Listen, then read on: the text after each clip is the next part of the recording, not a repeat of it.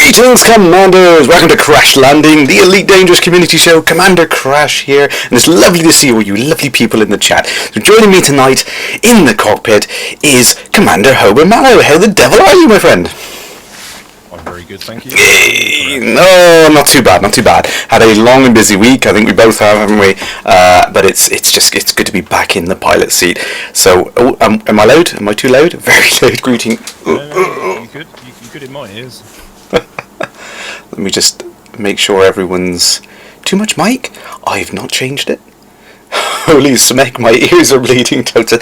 I'm not changing, I'm talking quite softly. Squee to the max tonight. Maximum squee. Well, we do have good reason. Loud and sharp. It's... The levels are... not changed.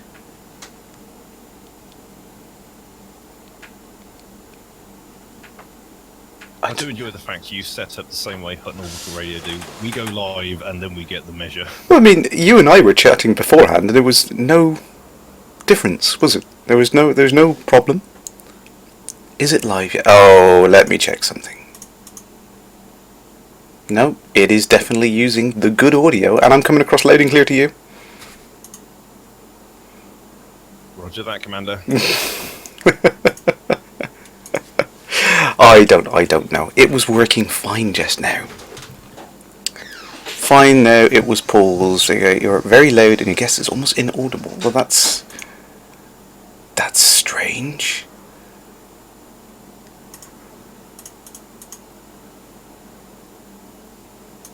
Do I need to turn myself up if people can't hear me? Well, no, I mean... A little bit closer? You are coming across perfectly fine. My microphone boost was... Nothing has changed. Nothing has changed. We tested this. Welcome to live Twitch streaming. It's just all right, T-Cark. My boost is. It's nothing's changed. Nothing's changed. Seriously. If I need to boost my levels, then let me know. No, you're coming across fine, mate. It's getting better. It's getting better. Thank you, Stephen Asher. It's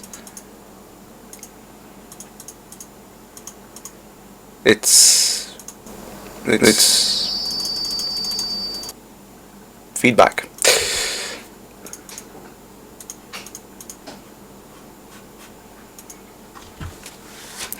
Little fingers being at the controls. You know what, Toad? I think you are right. I think you are right. As long as you've got someone else to blame it on the poor audio quality, the same way we do at Hutton Orbital, it's always Cymove's fault. I think that's what we do. We blame it on someone else. Well, that's a great start, isn't it? Move. How's that, everyone? Now I think that's hopefully a little bit better. Shouldn't be maxing out on there. I don't know why. Who has been touching my stuff? See, I go away for a week, leave it, and fine. It's the West Country Act. Anyway, right, let's get back on track. Greetings, everyone. Lovely to see you there. Nice to see all the familiar faces in there, and some new names as well. Nice to see some new names in there. Matty MG, greetings, Commander.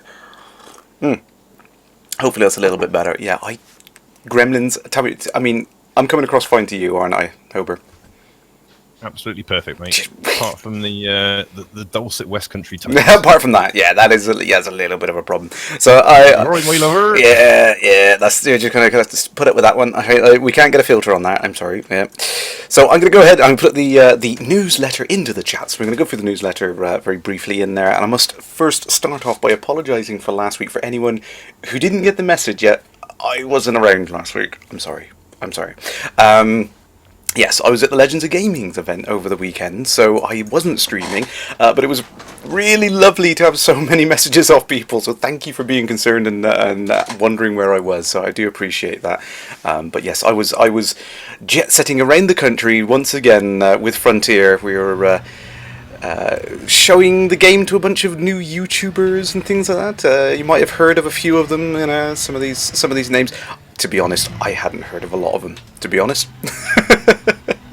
But yeah, it was nice to kind of show the game to a new audience. I think that was the most fun there. lots of people who absolutely loved the game on first sight, but had never heard of it, or some people who had actually heard of the original game and still had not heard of the game being remade. And I think it's lovely to find people who've been out of the loop. It's awesome.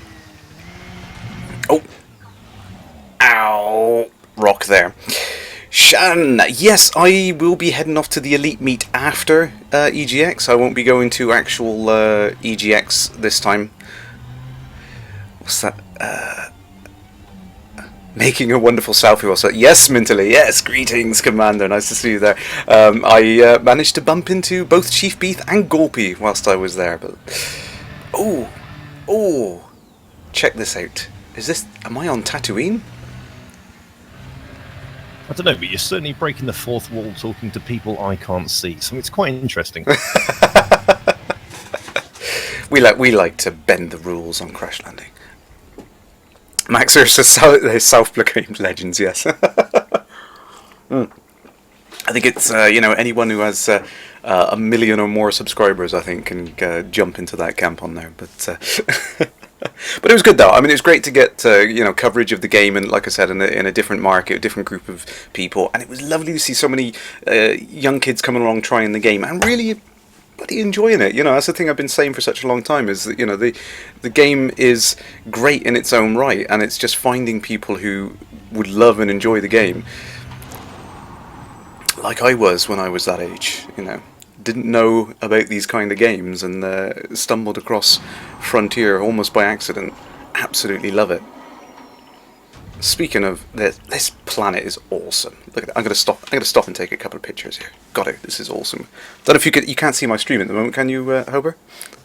Hashtag selfless shaming. It's gonna. It's no longer a selfie. It's a shameless shaming. There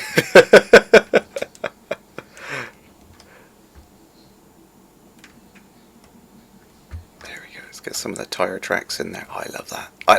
Awesome. Don't even know what this planet. I just found this planet. I thought, that's nice. Binary star. Stop there. Nice. What's that? So, Kerrash, to flip it on the other side, as I'm a guest. Yes, buddy. Would you mind if I asked you a few questions? Go ahead, mate. Yeah. Let's mix it up. Well, why not? What brought you into the Elite universe? Oh, crikey! I think I've mentioned it before. I think it was discovering it, the Frontier Elite 2 on the Amiga. I missed the first one. Obviously, I was a bit young to see the first one. So I think, when did I first see it? I think it was an article in CU Amiga magazine, I think, and there was this 4-page spread talking about everything that David Braben had done before in this new game that he was working on, and it wasn't quite out at that point. I think it was the summer of the year it was about to be released, and I just stumbled across it and thought, this looks absolutely unbelievable. It's like, hey, I can't believe this is running on an Amiga. I was so used to playing platform games and all this kind of stuff, and had 1 or 2 3D games, and just saw the article of the Frontier and thought, I have to get this when it comes out, and that's exactly what I did. Raced out and got it. Good stuff. It's awesome. I mean, the thing I've said it several times before. I think it's really, really important game as I've progressed through through different platforms and stuff like that to me, because it changed the way I looked at a lot of games. It's like I didn't up until that point I just played games because they were fun. This one, it was like this was an experience. It was like a whole new universe that I just wanted to see more of all the time, which was just absolutely just groundbreaking to me. So if you could probably sum up in 3 words, why do you Twitch? Oh, crikey, 3 words. I don't know. Squee's got to be one of them, surely. I was going to say for the mug, but that one's been used. That's We'll save that one till later. Crikey, for the fans. I know it's it's just fun chatting to everyone, and kind of sharing the joy of the game and everything. I think it's just really, really great to share the community spirit, which kind of has kept the game alive for the 20 years between the prequel and the current version, and keeps it going on a day-by-day basis. So I suppose that's what I do for the community. So for my final question, and I'm going to make this one a little bit tough. Okay, those are easy ones. Oh my god. Well, yeah. If you could pinpoint a perfect moment throughout the game, your experience inside or out of the Elite universe, what would you pinpoint as your major squee moment? Oh, crikey, so many. I think. I mean, possibly maybe given a bobblehead, dockers, man just whispering inside your ear saying, "I'm really sorry." Yeah, that was fun. So inside or outside of the game, any moment which was your highlight of the highlight universe there's been so many. It's hard to pinpoint it. I think. So we're going to go for top five. Top at number top five. At number five, quick on your feet. Number five. Well, I think I'll narrow it down. I'll narrow it down to one because I don't want to rule anyone out. I'll just say number one, top thing.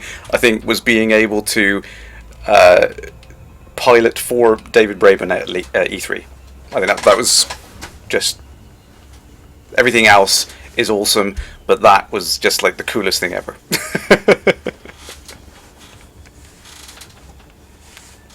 We're still waiting for 2 to 5. I can't think. So many things. There's so many things. I don't think I could put them in order of precedent. Millstone's got a very being on stage at the launch, that was absolutely unbelievable. Was it the point where you said, "Right, commanders, let's go"? You suddenly had a wing. It was like, yes. This is a capital ship. I bring friends, which was surprisingly hard to get right when we were doing some practices before. It was like, I'm really not the guest you thought you were bringing. No, it's great fun.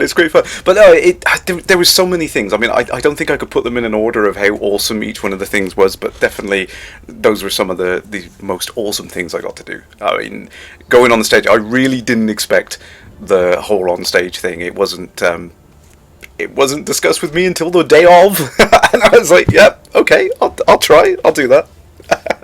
But it was brilliant fun. It absolutely was. Wonderful. I'll stop putting you on this spot. No. It's good fun. It's good fun. So I mean, you've got something important you want to talk about tonight, anyway. So if you want to go ahead and post your link in the chat, and we can start talking about something which is coming up for you. You've got a special event coming up, haven't you?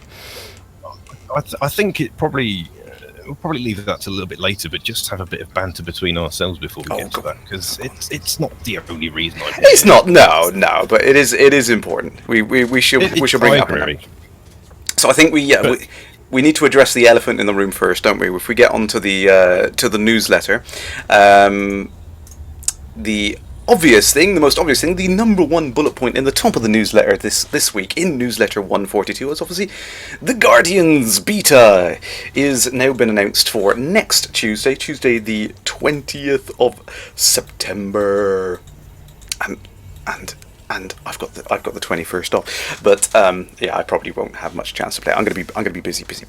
But so definitely get that in your calendar if you aren't already there. The launch, if you don't already have Horizons, which I imagine everyone in the chat doesn't have Horizons now, if you can get access to Horizons, you can get the beta for less than £7. That's insane. £7 for beta access. I believe if you own Horizons, but yes, if you don't have Horizons, buy it. Why wouldn't you? Because to be perfectly honest, it adds so many more dimensions to the game. Exactly, and it now is the best time there. I mean, grab it now, and like I said, for an extra £7, you can get early access to the beta. Awesome, absolutely excellent, well worth it. Of course, the highlights which we've gone over before in previous newsletters: the passengers, the ship launch fighters, tourism, all those kind of things. But also all the nice little things which are coming as well: the station interiors, the route plotter improvements, things like that. Awesome, absolutely awesome.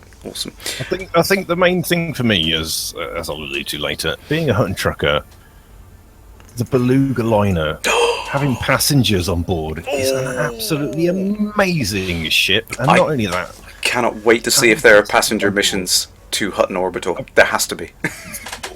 Well, there probably will be, but not many people taking those up. Oh God, I will. Damn.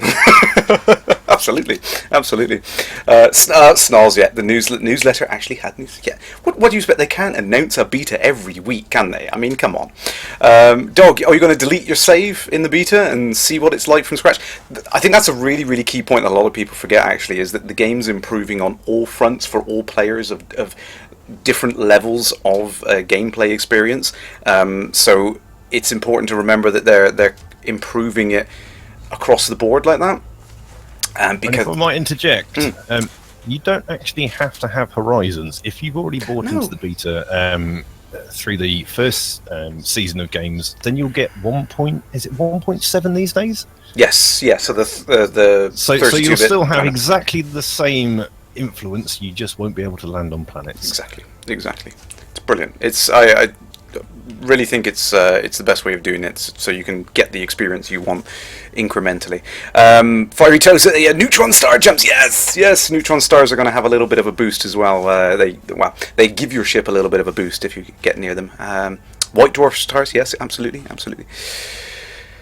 It's all good for those, apart from those people exploring where they've got another screen up and they're starting to watch BS9 or Battlestar Galactica, and they suddenly just carry on watching that, and suddenly, I've hit the star, but I have a boost. Amazing. I think it's great because it gives another thing for explorers out there to a reason to go to some of these things, and I think that's what they've got, this fantastic canvas in the game, but there needs to be reasons to go to each of the elements in there, and I think this is just another great reason to have it. Like as soon as Horizons come along, being able to land on some of the planets gave you a great reason to want to go towards some of the rocky bodies, because to be honest, they weren't the most interesting. Before that, everyone wanted to find Earth-likes, and that was it. That was the only thing exploration was about. Was finding the high value worlds, and to be honest, a lot of it still is, but now there's also that kind of benefit of looking for the rocky worlds, the heavy metal worlds, which have got the right materials on you want and things like that. I personally would recommend heading over to Akanar 3. Beautiful planet, absolutely amazing planet-side stations that you can dock at. Just make sure you go in a Sidewinder so you can take off. And bring a helmet. Snoz, yes. I might have had a chat with SJ. Yes, there's lots of interesting things coming in 2.2 as well for the AI, which would be really, really awesome. I missed your last hands up. Yes, I am going to the Elite Meet next Saturday.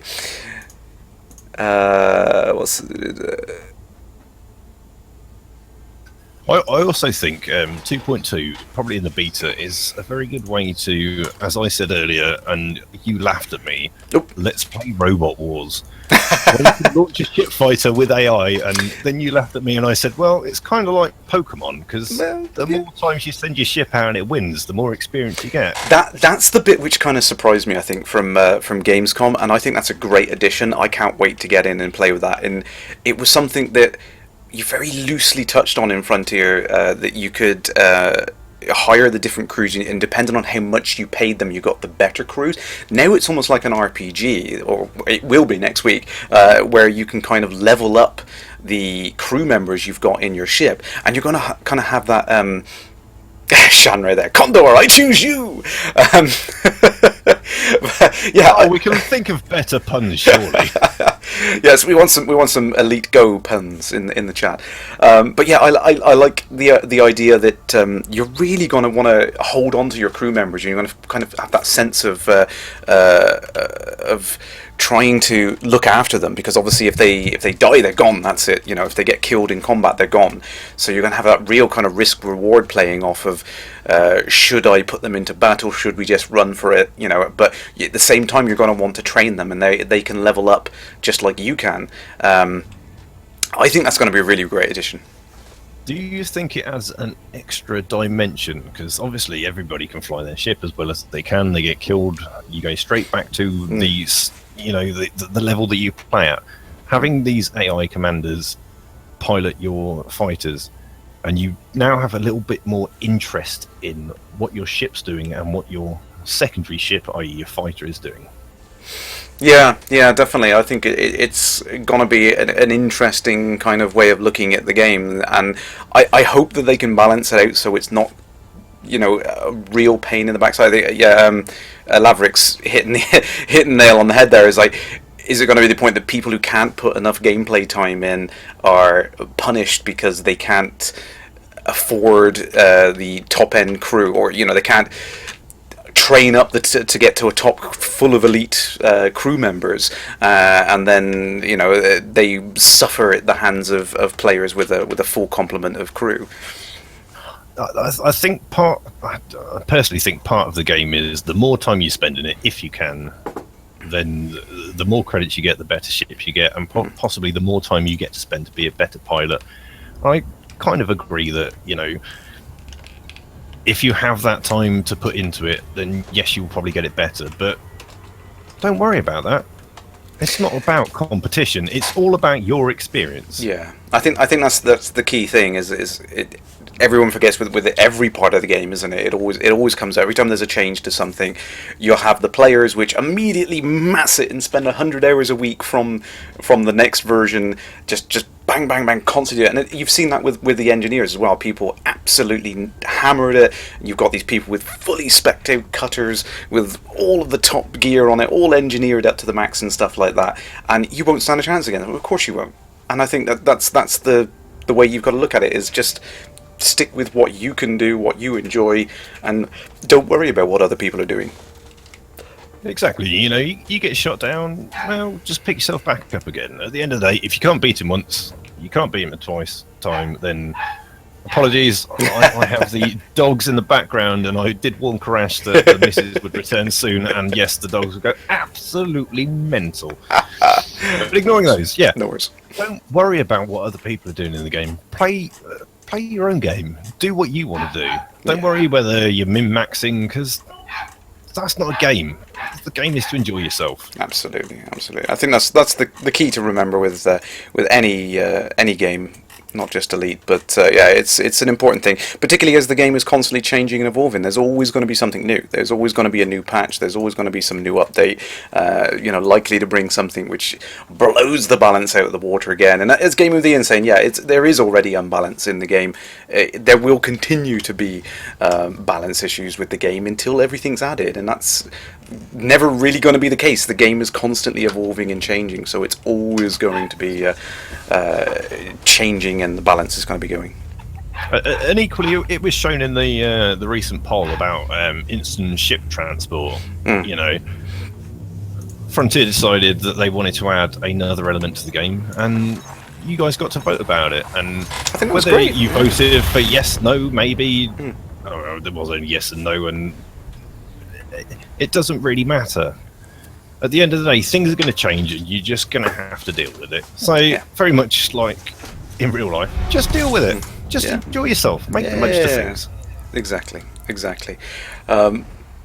Mad Dog balance in a non-competitive game. See, that's the crazy thing about it, isn't it? It's got so many facets to it that people kind of think that it should be competitive, and then other people think that it should have, we should get rid of the modes, and there's so many different ways to look at it, and I think that's what everyone forgets. I've never seen this as a competitive game. No, exactly, and that's no way has it been competitive. Those that want to be competitive, then feel free, do what you want to do, min-max your ships, tune yourself up to supply heat damage to people, upset other people.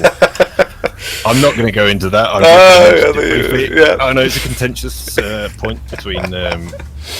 I will say though, people, it is something I spoke to Sandra about. He is aware of it, and he just knows that it is an incredibly difficult thing to get it right and still have it to be a fun mechanic. So he is aware of it. He wants to get it so it's a nice balance, but it's almost impossible to do. You just can't do it. But like I was saying, if players are rushing out there and getting all the best gear, someone who's just can play 30 minutes a night maybe is just not going to be competitive in that situation. And I think if that's all the time that you can afford to put into the game, I think you should really consider not playing in open play, because you're just not going to be able to compete with people who are going to do massive numbers of hours. I completely agree. And as much as the game is actually released, there's so much they want to implement. The game in itself is almost like a constant beta. It changes and it changes and it improves. It assimilates. It gets better. It goes back on things because they may not be the best thing for everyone. So just enjoy yourself. Yeah, exactly. That's what it's all about. I mean, but that's the essence of blaze your own trail. I mean, everyone takes it literally and think, oh, that means you've got to go across the galaxy burning ships as you go, or you have to, no, it literally means play your own way. Find the thing that you like about the game, go off and enjoy it, and don't let anyone stand in your way. Don't let anyone, beat you up and tell you should play it a different way. And if you can find other people that want to play the way you play, join them. Player with player. It's the best. I've said this from the very first alpha. The most fun I had during the alpha was just, even before there was wings, even before you could get together in a little squad of 4 players, just meeting up with someone else and doing the same thing is the most fun you can have in the game. The cooperative side of it is absolutely awesome.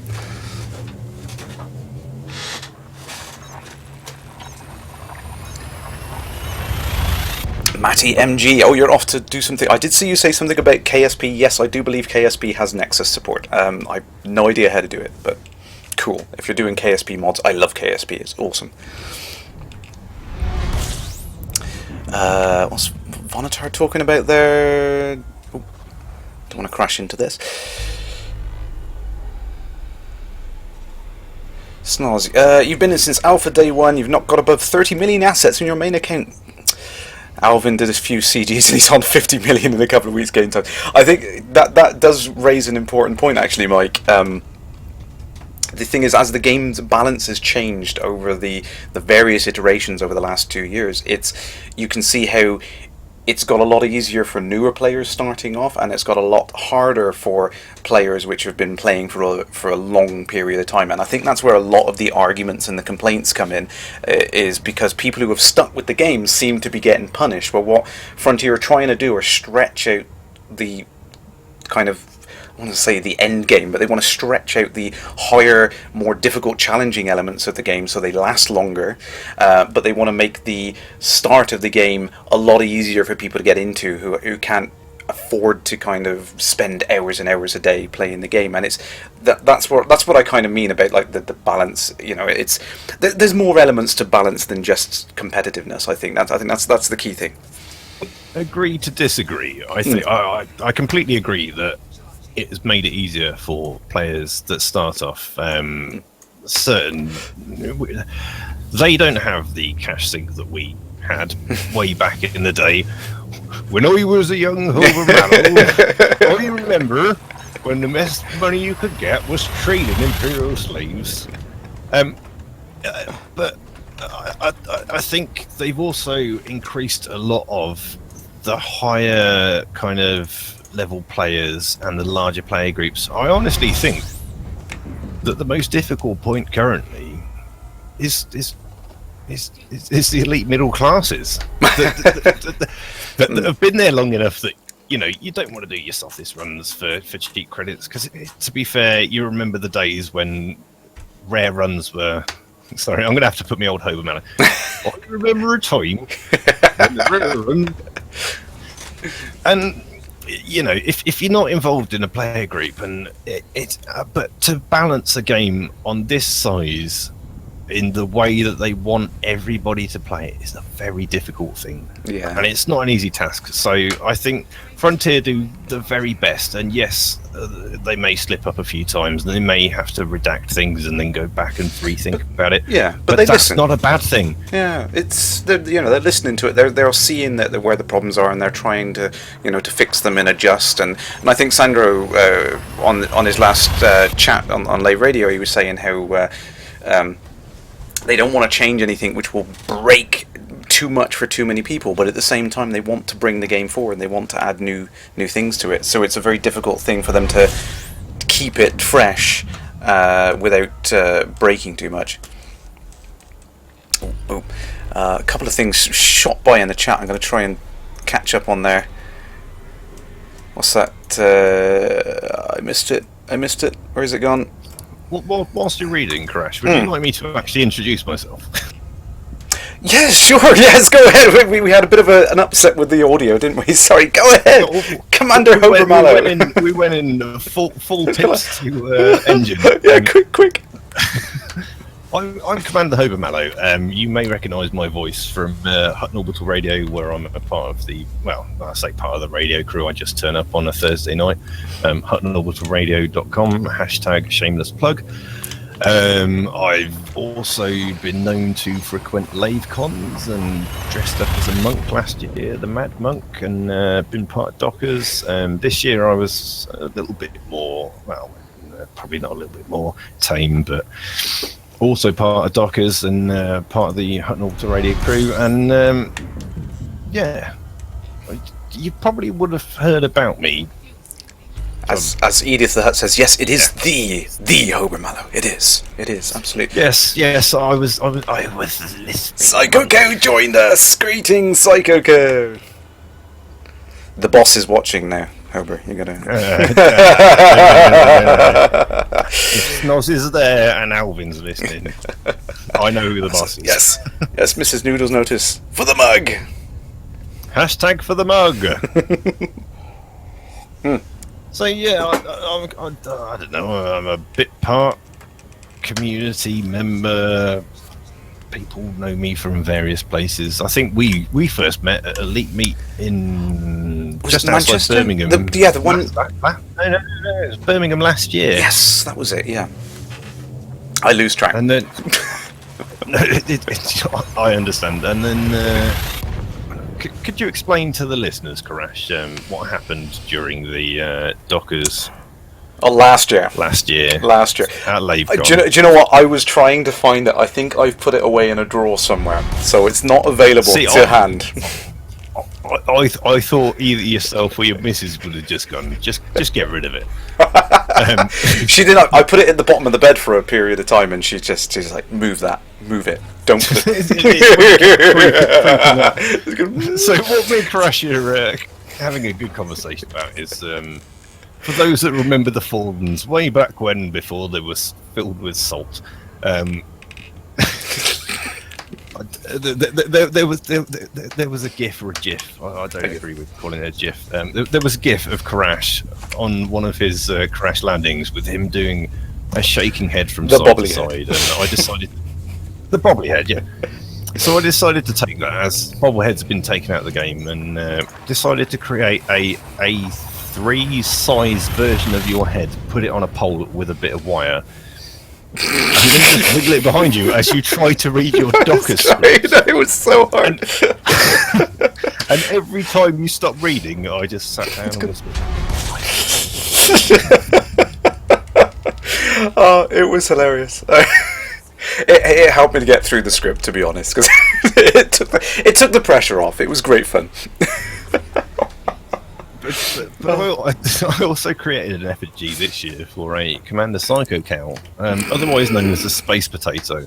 Yes. If anybody had tuned into the Abracadabra live at LaveCon, he got gifted with a space cow, or a Mr. Potato Cow, as I should call it, which was a Mr. Potato Head with full pirate regalia. But high quality images of his face. Oh, excellent. Yes, I did manage to peek behind the curtain and have a look at that before I went. Excellent. But we've not even got past the first part of the weekly newsletter. No, we best get back onto the newsletter. Yes, absolutely. Yeah, I think it was Mad Dog who first made that GIF, wasn't it? When it was getting posted around on the forums. It went nuts for a period of time. I know a lot of people started using it as their avatar for it. Yes, and Mad Dog, if you did do it, and I can't see the chat that's going on, so thank you very much. That entertained me so much. Yeah, it went crazy for a while. It was hilarious. Potato is still part of the Twitch Travel Show. Yay! From Hales Griff there. Oh, thank you, Elsgriff. Oh, excellent. So, on the subject of Horizons and all the lovely things that you're missing out on, if you don't already have a Horizon, what are you doing? Why don't you have Horizons? The big story going around amongst all of the different threads on the forum and everything at the moment is obviously the Colonia Citizens Network, the Colonia Nebula, as it's now colloquially named by a lot of people. A lot of people kind of refer to it as that. I am actually heading off roughly in that direction. It is where Jax is based, Jax Station. I can see, some friends over here.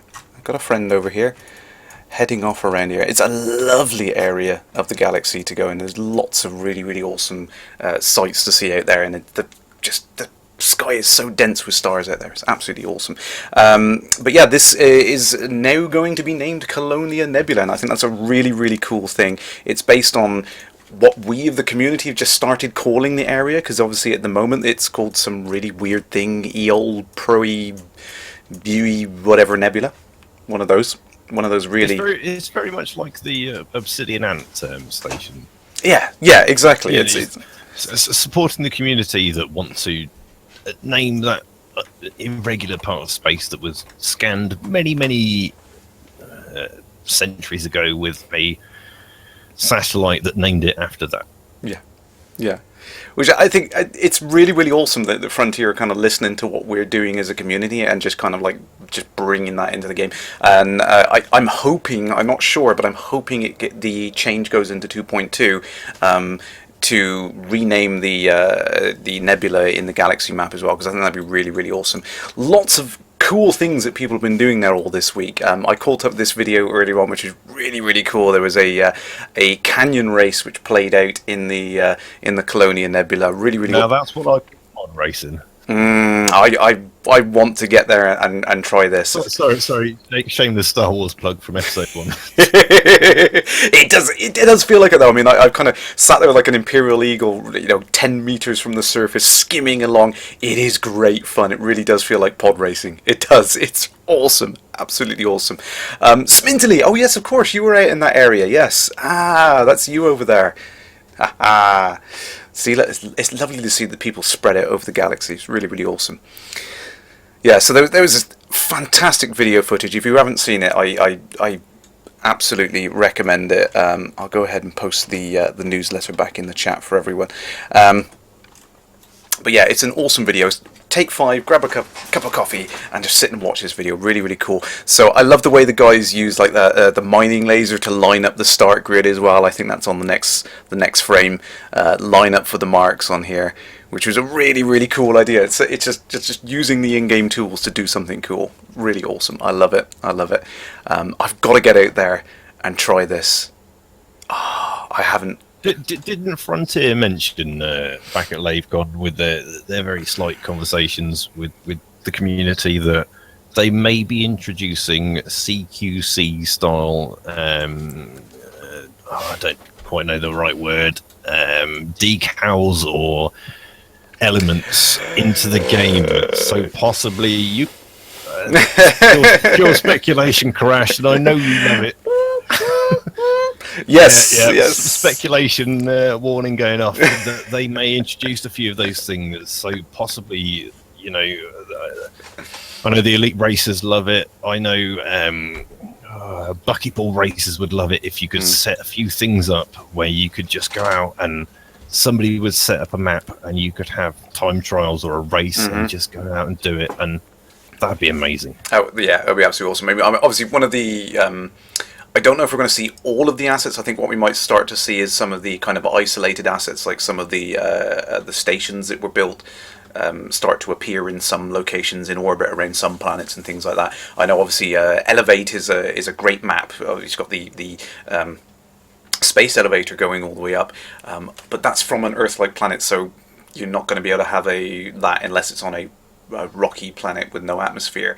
That would be cool though, because that would give you like a central hub that you could get people to race around and stuff like that. That would be really, really awesome. I would love to see the introduction of more kind of ground-based elements again. I think, like I said, it's this huge canvas of opportunity they've got in the game, and they just need some of these environments padded out with cool stuff. And having some ground-based CQC maps would be really, really awesome. Having a race mode would be even better. Having something built into there for that would be absolutely amazing. Greetings, Abacus! I see you in the chat there. Lovely. I've just started watching the Twitch stream. Have you, your hands all everywhere? I'm your just squeenness cannot be confined. I can't hold it in. But no, I mean, I've really been getting into CQC over the last couple of weeks, and obviously it was the key thing we were showing a lot of at the Legends of Gaming event. So to see some new levels in that, I mean, I've been chatting to some great guys in the community that have been playing Arena almost non-stop since it was launched, and some of the things they were saying, you know, it'd be fantastic to see things like new levels, you know, something like in the backdrop of a major capital ship battle going on and stuff like that. You know, just some extra levels for it, I think would be really, really cool. It'd be really fresh. Oh, Royal Hanky, greetings! Lovely to see you there. So I've now joined the. You joined chat, yes. And yes. Now I can see what everybody's talking about. And I'm sitting here going, just feed me a little bit, Kerrash. One thing that interests me is there's a new power in the galaxy. Oh yes. EG pilots are now rising to power. Yes, absolutely. Grom, their leader, big bearded man. Yuri Grom. Very decorated. And I'd like to see how this plays out. Yeah, so that's perfectly honest, because carry on. I was going to say, there's already been a little bit of contention to it because obviously Frontier had to find somewhere to slot this new power into the existing game, and it's kind of overwritten a couple of the existing factions and pushed a few people around. I think that was always going to be a risk, that was always going to be a problem. They had to find suitable systems in the bubble where that could happen, so that's a little bit of a contentious thing. But yeah, I think it's quite nice that it's a completely player-created power. I think that's really, really awesome, and the fact that they're completely independent from the Federation and the Empire, and they want to kind of just get people away from those two oppressive superpowers, and I think that's really, really awesome. I also think that makes a massive target on their back. The player faction to join Power Play, and I know various parts of the community haven't played Power Play or had played Power Play and don't choose to anymore, but I see it as a bit of a power struggle, and if they can usurp or dethrone the EG pilots and Grom, then maybe that's the second next Power Play faction from the player base. Yeah, it's going to be interesting to see how it goes. I think, you know, I'm hoping that it kind of gives more of a push to power play. It gives people, yeah, like saying they're happy sack, more of an interest overall. I think with it being something that the players have created, then they should damn well be more interested in that power, because it is something that they have pushed for, they have worked towards as part of that, as the EG pilots to build up that power. So I think they definitely need to get behind them and bring that. I would love to see this power rocket through the ranks right up to the top supporting power in the galaxy and start to push the lower ones out. And I think that's why power play has seemed a little stagnant, is that they're constantly ebbing and flowing and kind of jostling past each other. There's been no real upsets. Everything's been quite stable, but then that's because we as players have kind of responded in that way. Everyone playing power play is kind of, as soon as they see one going down, they'll kind of support that one a bit more and things like that, and it keeps, you know, jostling. So I'd love to see a complete shift in the balance of power on there. I think that'd be really, really awesome. So in your personal opinion, Kerrash, do you think that with the EG pilots now beginning in power play, do you think that will be the revival of power play and bringing more players back to something that I think it's a start. They may have skipped or may have done previously? Yeah, I think it's a start. I think with the problem with power play is it needs a concerted effort from a large group of players, and I think that's what everyone misses with it. Is they go into power play thinking that they on their own can make a big difference to one particular part of the game, and it's like, no, you can't. You need to coordinate. You need to work with it. It's the same with BGS. It's exactly getting people on board, making sure you've got the same goals, the same information to make those informed decisions, and get rid of your fifth column people that want to do the complete opposite. yeah, exactly. I think that's the thing.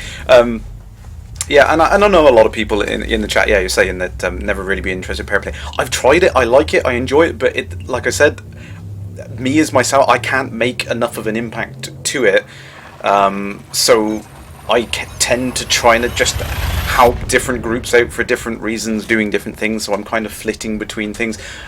And I think that kind of reflects a lot in how you see power play playing out in the game, is because no one sticks with any one thing for any particular amount of time. They're just constantly jumping around. No, I completely agree, and I think if you had a more concerted effort and more controlled way of doing it, then it would be absolutely awesome. But the 2 months I put into it, I felt like a glorified delivery boy of leaflets. Yeah, exactly. Yeah, that's kind of how most of it turns out to be at the end of the day. But yeah, it is unfortunate. I think what I would like to see is, now that there's kind of, we're going to have this new pair coming in, which by the way should make it in for 2.2, the new pair Yuri Grom for the EG pilots. What I would like to see is more in-game tools to support collaboration. I think at the moment you do feel disconnected from the other players in your power. You don't feel like there's much coordination going on. There's a few interface clues onto how many votes have been made for what systems and things like that, but you have to kind of coordinate outside of the game, which is a little bit of a shame, really. I think if it was more integrated into the game and you could plan and plot and kind of make more kind of communication between people, and I think it would be really, really awesome. I guess we just have to see how it plays out, to be perfectly honest. Yeah, I think that's the way to do it. I think it's going to get more people interested in power play, which is has been left behind in certain aspects of the game. Yeah, and it's unfortunate, but I think it's like everything. It's everything I see in the game at the moment. Every element, every mode, every feature is placeholder to be potentially replaced with something bigger and better. And I think that's the way you've got to look at every element of it, to be honest. And it's a tricky thing to kind of say that it's going to improve, because we just don't know.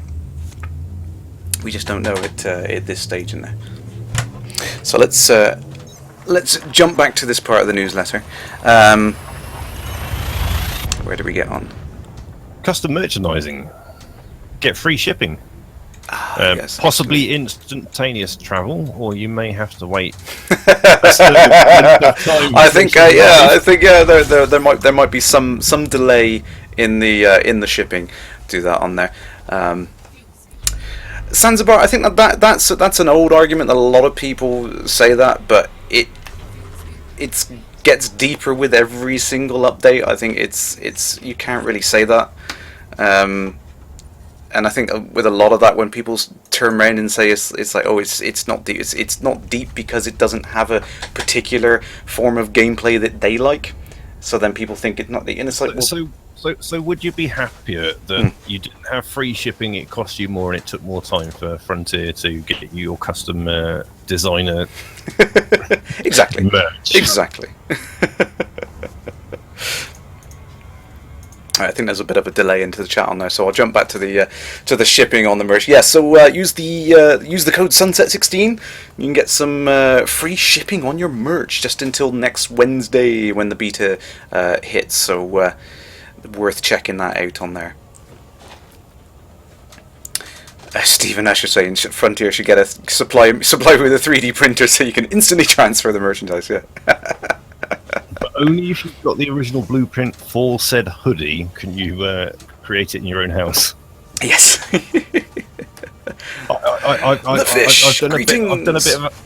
I've done a bit of a pre-drop, and I've just dropped the Just Giving page. Yes. In there, and I think probably we should finish off the newsletter, have a little bit of a break, and then come back and I'll explain why I'm here rather than just turning up. Yeah, yes, no problem. So I think that the last element of the newsletter, actually the Galnet focus, there's a couple of community goals in there which are interesting this week. Unfortunately, I've gone in the wrong damn direction again. I would like to take part in this one, and I thought maybe if I head over to Jack's, then I could help with a CG, but no, we have one in the Latu Gara system. I believe this is in Love Orbital. Let's check where this on the map is, which is about a few thousand light years away from where I am right now. Yes, it's way back in the bubble. So in order to support the expansion into the Colonia Nebula, there is a community goal, and you're right on the edge of the bubble out here. Yeah, right on the edge of the bubble here. Bringing, I think, computer components, titanium. There was something else. What was the other thing? And power generators, yes, to help build new outposts on there. And I love the fact that they're kind of planning on doing this string of ground outposts on the way out towards the Colonia Nebula, which I think is really going to be awesome to see the kind of bubbles almost kind of try to meet in the middle. There's going to be a few more stations popping up along the way. 2 more community goals as well, which are kind of oh, I've missed it. There we go. So it's an interesting kind of vice versa community goal. Stephen Ash asking, will I make it to Jax before Drew Wager arrives? Maybe. Is that before the prison rift opens and said things escape from the void? Or have I said too much? Yeah. I'm actually heading. I'm going to try and meet Ed. Ed is on his way back from the other side of the galaxy, so I'm going to try and meet him first. And after I've bumped into Ed, I'm going to try and rush over to Jax. So maybe if I can catch up to the Senator, I will. Andy Tomo, greetings, Commander. So the other 2 community goals which are running this week are going to be 2 conflicting community goals. You've got the Federation, which are trying to build more skimmers, and you've got the Empire, which are trying to take them down. I think this is really starting to show the kind of the 2 sides of the coin now of the game, with the 2 superpowers vying against each other. This is really, really awesome because it's going to test people's how committed they are to their superpowers and which ones they want to work for. I think this is really, really awesome. So that's going to be an interesting couple of community goals running alongside that. And the final thing in the Galnet news, we'll just quickly go over. And we will head to some CQC after this, after you get back from a quick break, Hober. Lady Kahina Loren, she has been charged with the attempted assassination of Denton Patriots. Oh, Mr. Wagar, what have you been up to with your characters? Oh dear, Lady Kahina. The question is, do you believe it to be true? Was it genuinely her? Is she being framed? Who knows?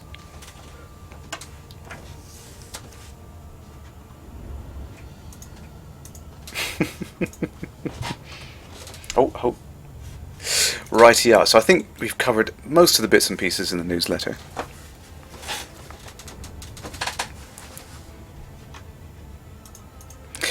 What's that, Mad Dog?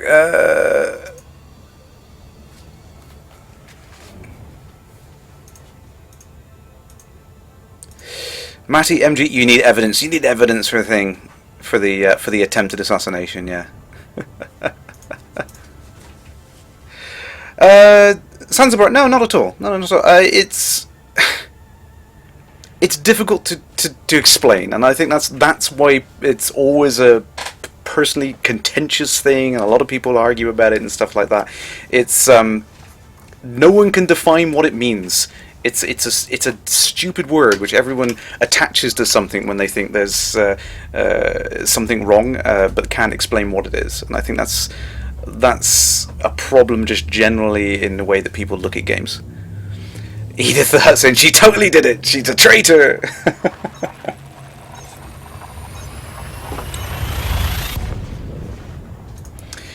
Malik, yes, good point. Yeah, she wouldn't try an assassination via agents. She'd just do it out in the open. Yes, exactly. That's more her character. Absolutely. Yes, Darkback. Yeah, absolutely. Sandbox. I mean, you don't look at Minecraft and kind of apply the same thing to say, oh, there's no cutscenes, there's no character dialogue, there's no things like that in Minecraft. You make your own game.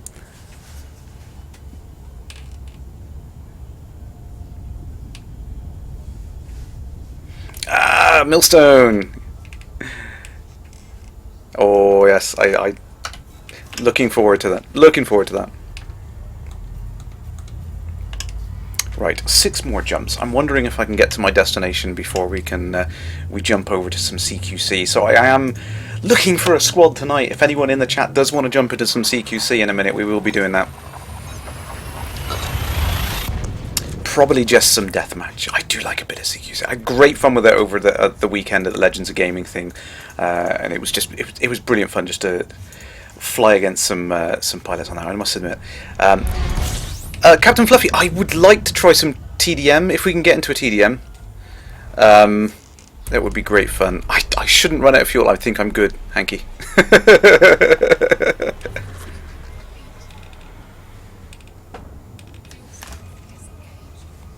Oh, Saturnine, oh yeah, I remember you said you were working on your own game. How's that going? Yes, mentally, yes, join in. It'd be great, it'd be great. Pezza, absolutely, absolutely. We're trying to synchronise. I'll type into the chat when I'm searching for a DM, and then hopefully we can get synced up. Darksmack, it's not about how good you are, it's just about having fun. That's the great thing about CQC. You jump in, you play it, it doesn't matter if you blow up. It's good fun. I've been playing it profusely.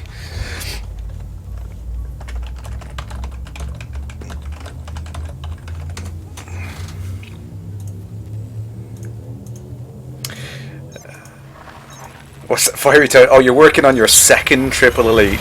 Yeah, as Darksmack say on there. Yeah. It's 2 times 4 elite. Yeah, so you haven't got your 4 elite yet. See. Technically, I mean, which is better, to have triple elite twice or to get to the quad elite first? That is the question, Toad. You've got to ask yourself that question. But no, I'm not going to goad you into it. I think, like I said right at the start, it is, play your own way. If you don't enjoy that particular element of the game, you don't have to play it. That's the great thing,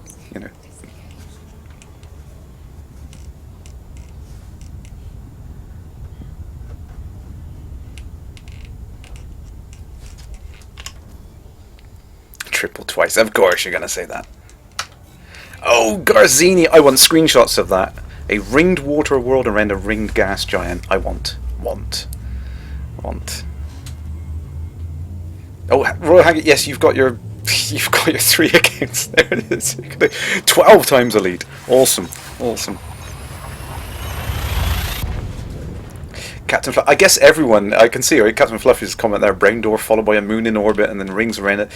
That's, again, you find that blazing your own trail, you're just enjoying the cool things, finding, exploring. That's the awesome stuff about the game, it's just so many different things you can do. You just find the thing that you like.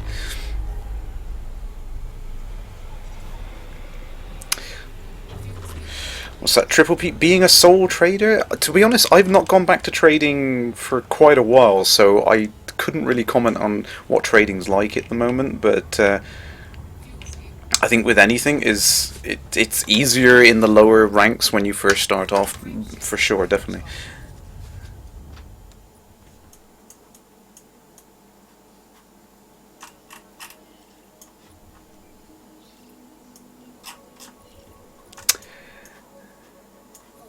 Oh, 4, 3, 2, 1.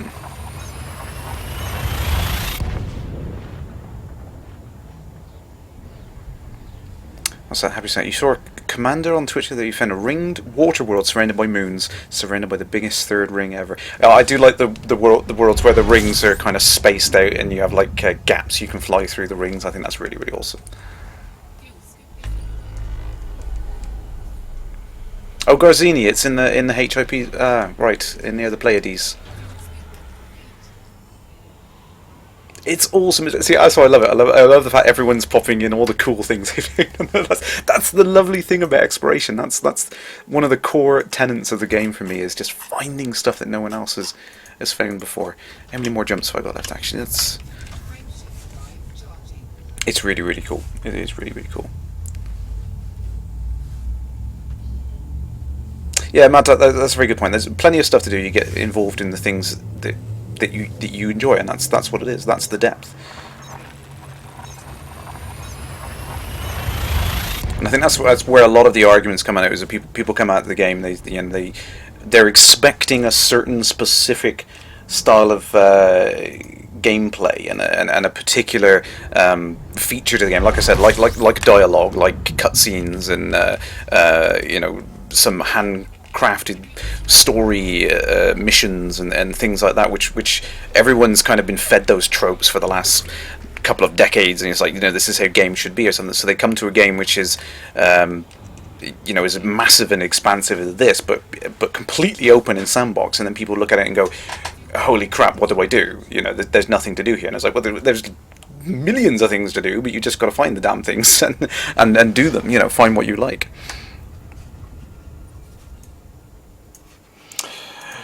Hober, you are back, my friend. I am indeed. Thank you very much. Excellent. So I think I've got one more jump to do, actually, and I've reached my destination for tonight. I'm hoping to do about 1,000 light years each stream. I'm going to give it a go. Let's see if I can get to Ed in time for his next stream. Fingers crossed. Happy Sack, yeah. Oh, sorry. Go ahead. Happy Sack just hit the nail on the head. Elite was never a game to handhold you, and I think that's the difference. That's where people kind of get a little bit lost when they come into the game, is that they expect it to be like other games, and it's not. Oy. No, and I completely agree, and it goes back to a time where games really didn't hold your hand, and you had to learn, whether it be through word of mouth or through just learning yourself, or now with the internet age, the forums or the Reddit, then you can start to explore different things. And I've got to say, I've been playing since beta, and every single step of the way, over every couple of months, I learn something new.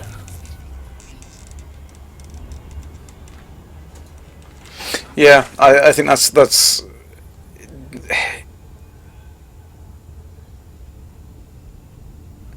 I think that's. It's.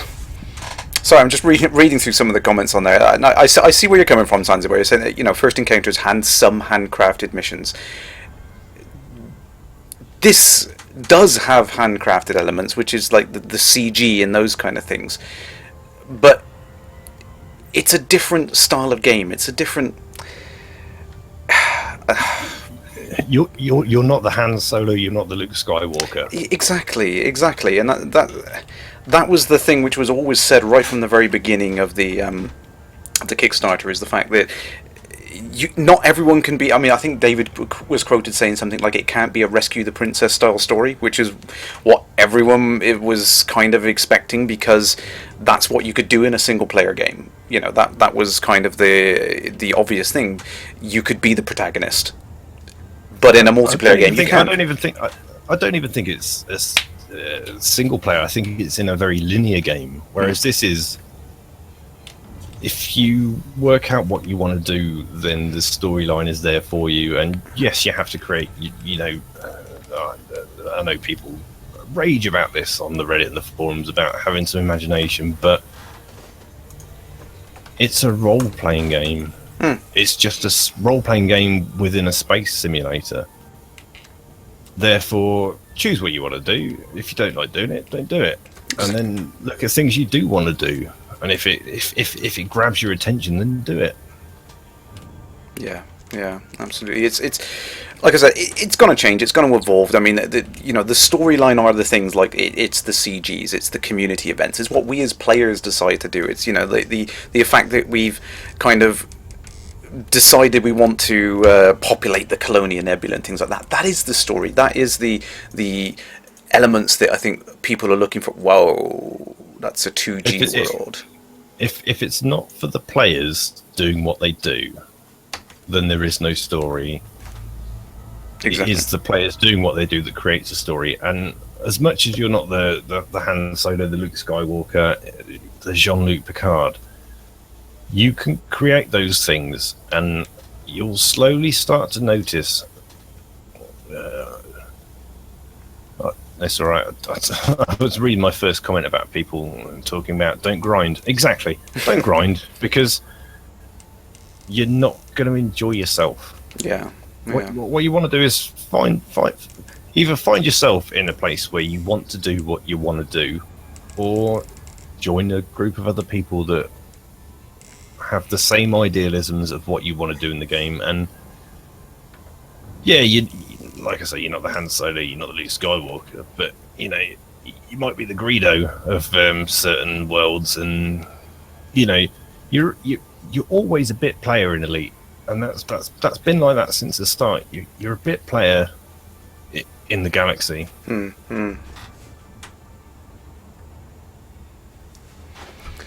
So yeah, so I think it's a contentious issue. I mean, it's been a point of argument from the very beginning. It's been something which is a lot of people have always said, and I think it's gradually becoming less and less of an argument. It's becoming more of a moot point, and that was always going to be the case. That there was as Frontier kind of evolved how they were working with the game, the fact that you know, more and more consideration was being taken to what people wanted is kind of gameplay elements and things like that. They can add it in, and I think that was something that was always going to be the case. I mean, I understood that from the very beginning, that you know, they couldn't build everything from the outset. They kind of had to incrementally build it. So as we suggest more and more things, they can kind of incrementally add it in, and I think that's exactly what they've been planning on doing. I'm going to respond to Chill Wasp here with rank requires grinding, power play requires grinding, engineers requires grinding. At the end of the day, I've been here since beta. I sit myself in a Python. I don't feel that anything I've done is grinding to get here. Whether you feel the need to do extra bits and pieces, and yes, well, it's very much like real life. If you want to get better at something, then you have to put some effort in. But I don't see it as grinding. No, I think that's the thing. It's like, if you feel like it's just feel like it's grinding, don't do it. No one's telling you have to rank up. You have to get to the, you know. I still haven't ranked up high enough to get a cutter. I would like a cutter, but I've not done anything that I would consider a grind to achieve it. And I think that's the bit that people miss, is that, you know, they go off and they do things that they don't enjoy, and then complain about the fact that they don't enjoy it. It's like, well, you don't have to do it. You know. I'm going to respond to Chill Wasp because I seem to have targeted on his responses. But getting to elite in combat without grinding is impossible. Yeah, but if you want to do something to get somewhere, you have to put the effort in. Getting to the highest level in World of Warcraft is bloody hard, you know. Whether you just want to sit back and just do what you do. I'm flying in a Python after 2 years almost in this game. Do I want an Anaconda? Not really. Am I quite comfortable where I am in the game? Yes, because I don't grind, I don't min-max, I just play for fun and just put the effort in where I want to put the effort in, where I choose to, and if it's not enjoyable, well, then I don't do it. Exactly, and I think that's what people miss with it, really, is that they feel like you have to progress, you have to, you know, get billions of credits. You know, it's like you don't have to do that. That's, you know, you're missing the point of the game if you're trying to rush to get the biggest ship or the most credits or the highest rank or whatever. It's like, no, you just do what you enjoy. Go to the conflict zones because it's fun, not because you're trying to progress towards a goal. Or have a goal and don't grind it.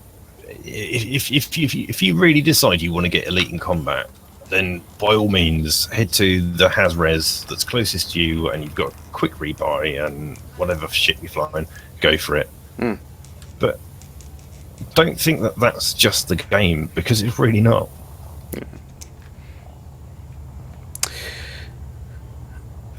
He's come back with sorry, I'm very poor trying to retract sweary words from this. You don't have to do anything in game, but people like progressing. Well, progress at your own level. Yeah, exactly. I think that goes back to our first point that we said this evening, is it's not a competition. You know, you don't have to be comparing your EP to everyone else in the game, and so, you know, well, you know, X number of people have already got triple and quad elite, I need to be working towards that to compare to them. So no, you're setting an unrealistic expectation of what you want to do in the game in order to, you know, like, why are you comparing yourself to someone else's achievements? Set your own goals. You know, that's... Even if it's a goal, don't grind your way there, because that's a waste of your time. Go out and play. Exactly. And have fun. Conversation back. I'm a backer. I've had the game since beta. Avoiding grinding is impossible. No, it's not. I don't believe that in any way, shape, or form. I've been playing probably as long as you have, and you don't need to put this game as a grind, because if you put this game as a grind, then you get very bored very quickly. Yeah. And at the end of the day, the only person responsible for that is yourself for doing something in the game you don't enjoy. I think that's the way to look at it. If it's honestly a grind, don't do it. If you want to achieve goals, then put the effort in. Equally, but Stephen Usher's it's a grind. Got a very good point. Oh.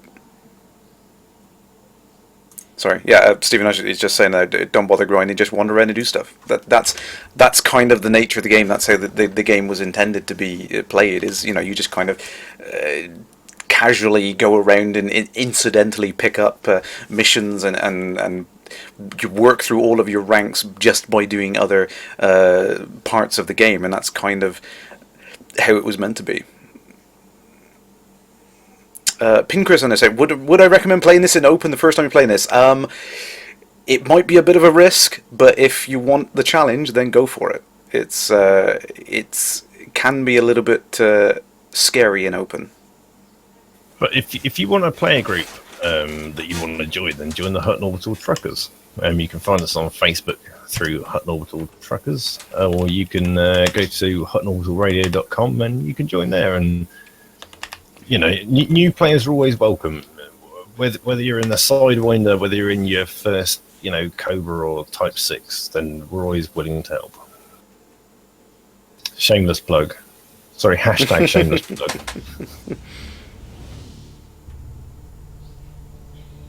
So, Kerrash, are we going to enter CQC? I think we should. Yeah, let's get ready to tell everyone in the chat. Let's see if we can jump into some DM. So I suppose this is the part where I say I'm not just I am here just for fun and to chat with Kerrash, but I'm currently planning on doing a 50-mile bike ride. No, let's put not motorcycle. Put the link in the chat for you. That's pedal bikes. Yes. Thank you very much. For special effects, if you've never heard of Special Effects, they are an amazing charity that basically configure gaming controllers for disabled people. It's awesome. Yeah. And they do some amazing work. And my personal story, I think we'll get to that through CQC and we'll have a bit of a conversation, because I just feel it's more natural having a conversation rather than me sitting going, it doesn't work for me. No, that's no problem. But like you said, I think they're an awesome charity, and they're well worth the support. And I see you, Hober Mallow. I see you. I promise not to shoot you too much. Crack on, mate. Who have we got then? We've got... Oh, right. It's good to be back in the pilot seat of a small ship after flying around in the Asp. Well, I've got to try and realise I'm not in a Python anymore. It is such an adjustment. And I think that's going to be one of the really interesting things with 2.2, actually, is like swapping and changing so quickly from different ship types is going to be a bit of an adjustment, because you get so kind of stuck in a particular mode, don't you, of flying a certain kind of ship. I've been flying my Python for probably about a year, and yes. yeah, absolutely. But that's one of the things I always loved about the game is the variation. You know, going from different ships is really going to bring that back. Come on, you mother trucker, you're at 2%. Sorry, yeah. I thought that was you over there firing.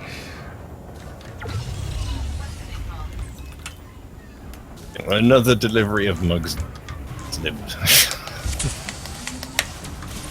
So this is gonna be the part where it gets really difficult for me, because I'm not streamed and spoken at the same time. It takes practice. I've just killed 2 people whilst chatting. Hey, see, it's not too bad. It's not too bad. Commander Strain, greetings. So yeah, I'm doing a 50-mile bike ride for special effects. 50 miles is probably double what I do every other weekend. Oh, crikey! Yeah, it's not little bit chaff in the pants, and we'll deal with that. But jeez, this is. How do you do this? I'm sitting there going, I'm trying to fly around and speak to people about serious things. Like I said, it's just a little bit of practice. That's all. Just practice. Right. Kerrash lockdown. No, there you are. There you are. Pew pew pew pew.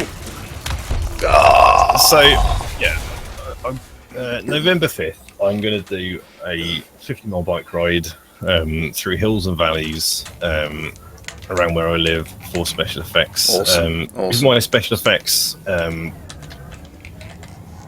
do what they do, which really kind of pulls my heartstrings, is just helping out helping out to people who are it is. I'm gonna have to stop for a minute and just take the losses, because I really can't actually just sit here and chat to people. No problem. I commend you, Kerrash, for being able to do it. Yeah, but it's I mean, they make custom controllers, don't they, for people with disabilities. Special effects configure custom controllers for disabled people, and the reason why it's so close to my heart is I grew up with my cousin Richard, who was a fair bit older than me, who had spina bifida, and as I got a little bit older, he slowly lost kind of use of his limbs, and I'm really explaining this bad because I'm trying to concentrate on what's going on. No problem. No, so it got to the point where every other Friday night we would go over and visit my auntie Jackie, Richard and his brother Russell, and it was great. It was great to have that experience of seeing him and just enjoying things and just having a bit of fun. And as a small kid, staying up till like 11 o'clock at night watching Beavis and Butthead or playing some Mortal Kombat. Or I remember a time when we played the original Alien vs Predator on the Atari Jaguar. Oh, awesome. Way back in the day, before it even got the PC port. And Rich used to love playing computer games, and when I was probably about 6, he had use of his arms, and he used to sit there playing Mortal Kombat with everybody, and probably by the time I was at 7 or 8, his disabilities had got to the point where he was I'm not going to say reduced, that's a really bad word. Restricted. His last kind of efforts to play computer games was playing Civilization on a laptop with a wooden spoon in his mouth. And to see that is really disheartening. But that was the only thing that he had at the time. And if special effects had been around at the time, they could have done so much for him. And about a year after that, he passed away, and I just think the things special effects do and the way they influence lives, for especially us as a gaming community, where we take for granted what we can do with our abilities, and, with our abilities and our controls, is absolutely amazing. But the things they do to adapt those for disabled gamers is even more amazing. So it's really, really awesome.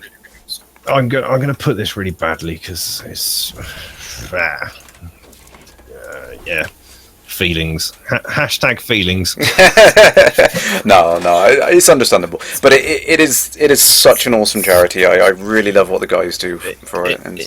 It is, and the things they do for the people they support is absolutely amazing. And if they'd been around when Rich was still alive, then he wouldn't have to use a wooden spoon in his mouth to play a game of Civilization. He could have had a a custom controller to play the games that he could play previously, and yeah.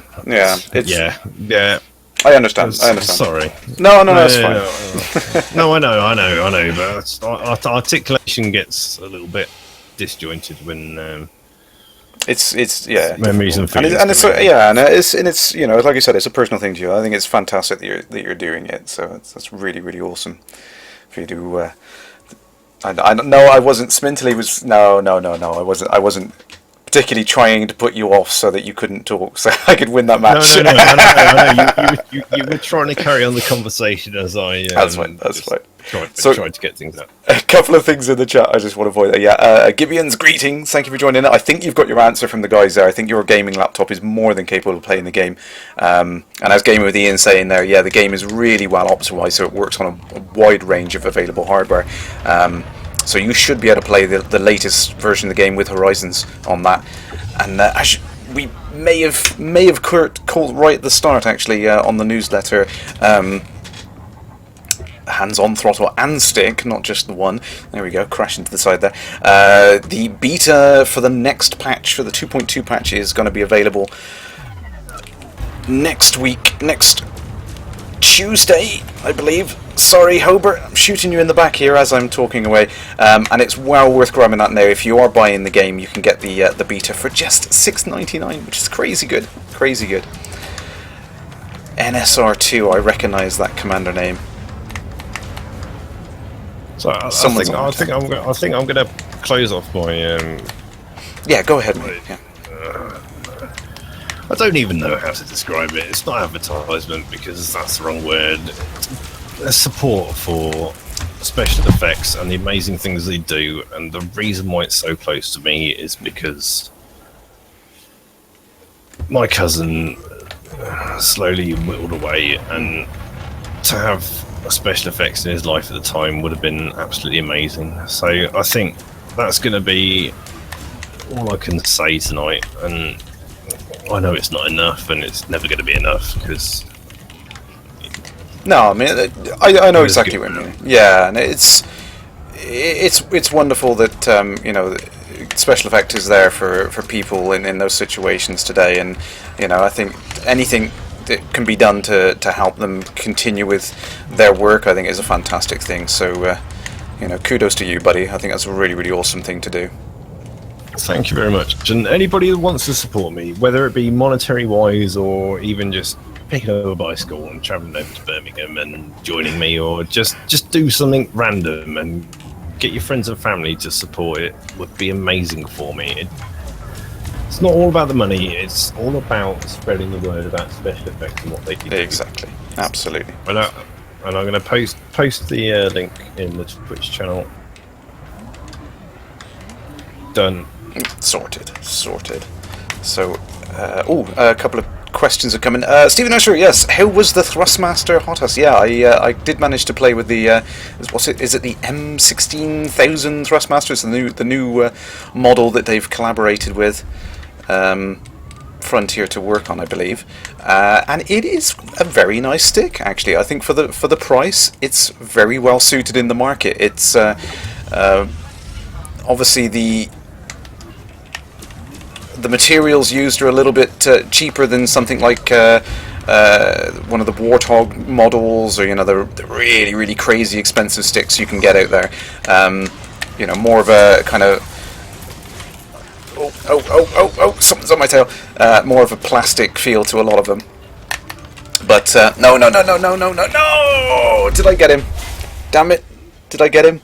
No, I didn't get him. 1%, Malik, damn you. Yeah, more of a plastic feel to the controls, definitely, because of the stuff. But the build quality overall is very, very good. I can't fault them for that. The button placement is actually fantastic. I really found that how they had the arrangement of the controls on there was vengeance was fantastic. So I would definitely recommend them for someone looking for a stick in that kind of I think it's in the £90 sort of range for both the throttle and the stick itself.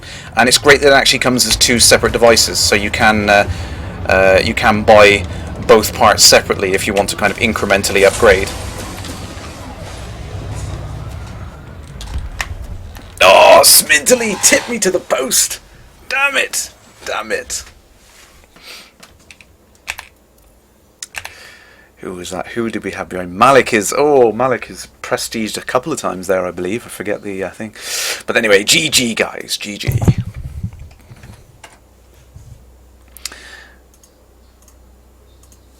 Millstone. Oh, you keep getting your missions sent to different locations. It's no problem. We got a few more games tonight anyway, so definitely get them. I'm not sure. I think that XRG. I think the Thrustmaster Hotus is going to be launched soon.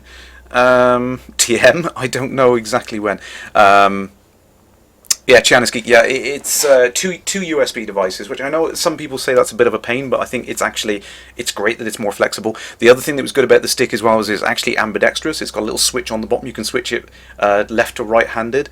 So if you are using it just as a stick on its own, it's fantastic that you can kind of switch it like that. Unfortunately, the throttle itself is it's not symmetrical, so there's no way that you could use the throttle right-handed effectively.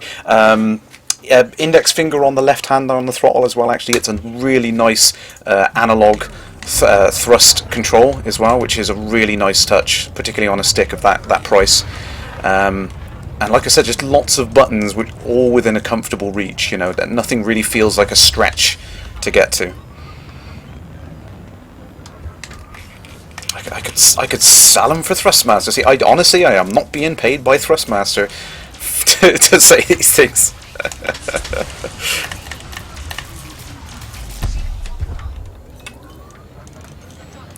Damn it, who was that? There was someone else on my tail. No! Malik! Ah! Is it September for that XRG?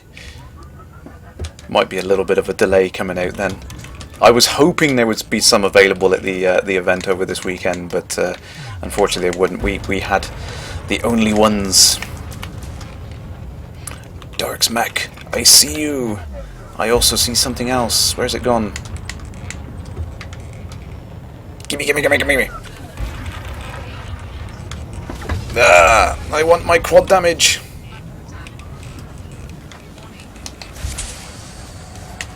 Who is that? That's Smintily. You're all ganging up on me, aren't you? You're all ganging up on me.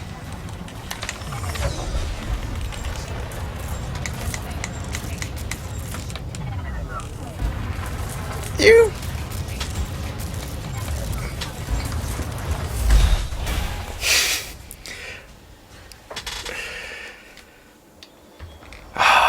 Go Malik, go Malik. Yes. The concentration face is on, so I'm probably gonna miss some of the chat. I do apologise.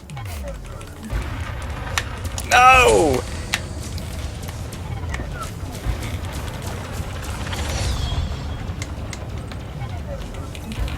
Right, that's it.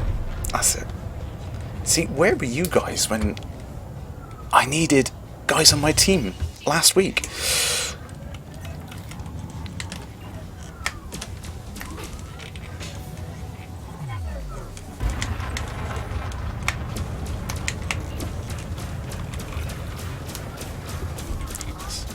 Oh!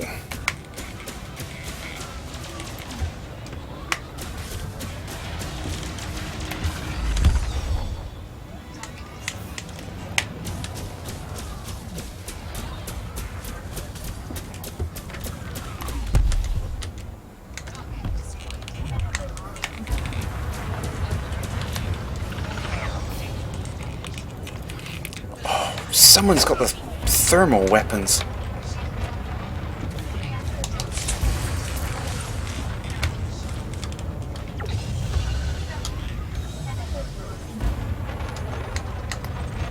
Come on.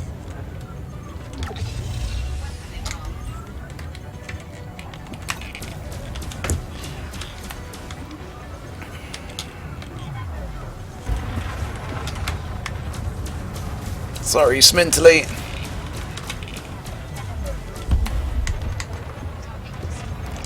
I'm sorry.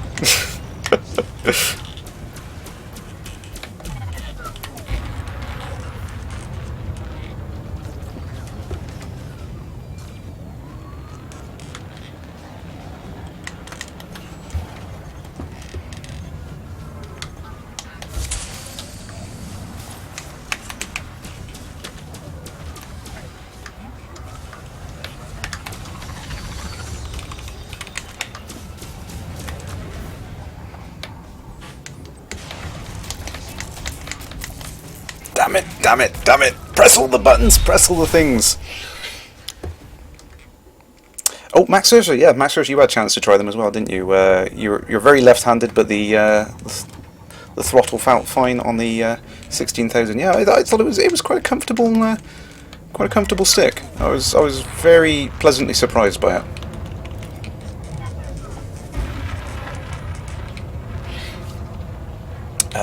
What's it? Infamy, infamy.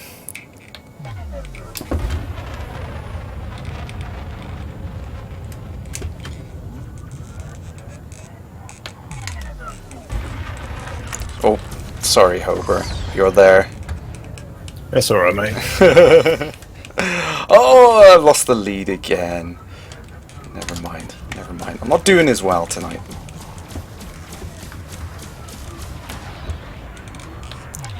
It's payback time. It's payback time. See, I sit here saying to everyone, "Oh, you should do it. You should do it."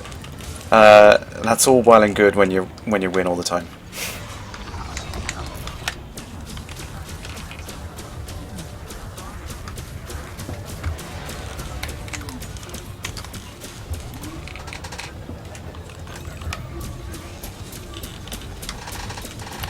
Ah, yes. And the winner is Kerrash. I gotta win. Everyone else can beat me now. That's okay. I've got to win at least once. Got to do. A couple of questions in the chat. I want to catch up on that. Romer, greetings. Question for the ship launch fighter: will the module for them be combined with the module for the SRV, or will it be its own thing? Like, can you have a 4-bay module and a 2 SRV fighters? No, it is a separate module. And there's only certain kinds of ships that can have that module on there. It's huge. It's really, really big. So you're, Max Ursus mentioned it for you there. Yeah, so you're not going to be able to mix and change with SRVs in there.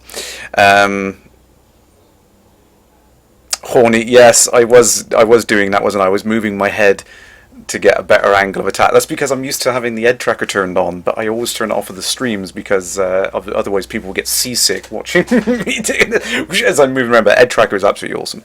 It really, really is. Oh, you're off now, are you, Smintily? Yes, good game, my friend. Good game. That was awesome. Really, really close. I love the close matches. It's really, really intense. But it is hard to read the chat and kind of talk through at the same time. It's awesome. Abacus, I like this. Where can I get this upgrade? I want this. I want that upgrade. Maybe I can do it as a chat message thing for voice attack or something. Every time I manage to kill someone in game, it just texts them, sends them an apology. That would be perfect for me.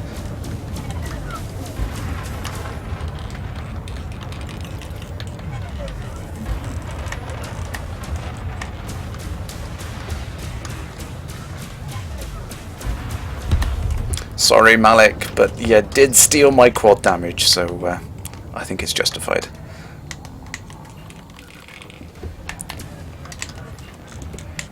Here we go on there. Hober, I'll avoid shooting you in the back.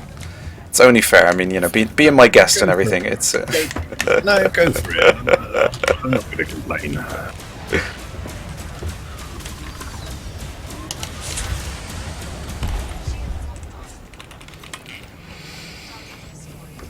Who was that?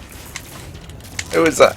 You're going to shoot me in the back instead! Oh, that's it. Hang on, hang on. Oh, I didn't even get the kill for it. Oh, NSR swooped in. Yeah, is it NSR on the kill cam then? Damn. I need to find a pair of gloves so I can put them on and take the gloves off. Oh, someone just stole the... NSR, I think, just got the weapons pair up, didn't he?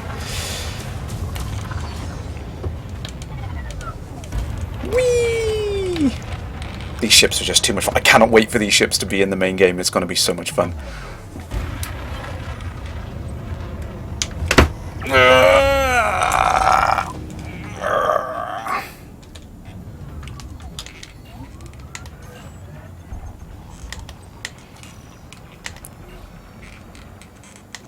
Someone's on your tail.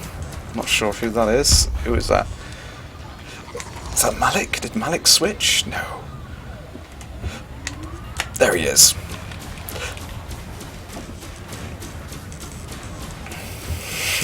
Yeah, I like that, Abacus. That's a good one. That's it. Multi-cannon. Sorry. Yeah, that's perfect for me.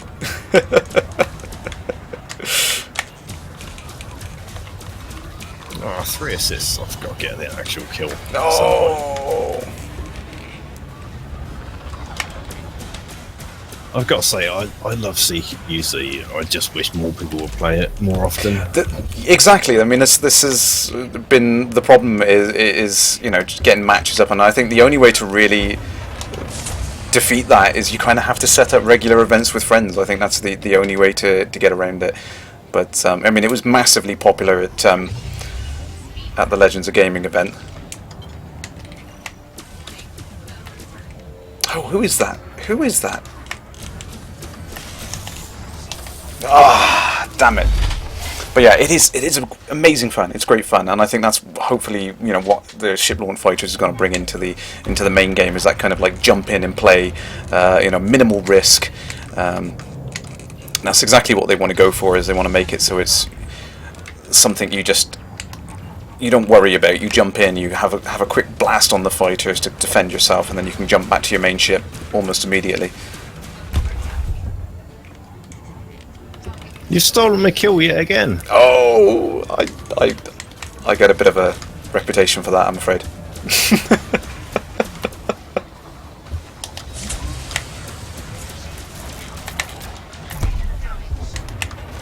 Oh, I just nearly headbutted Darksmack. Whee!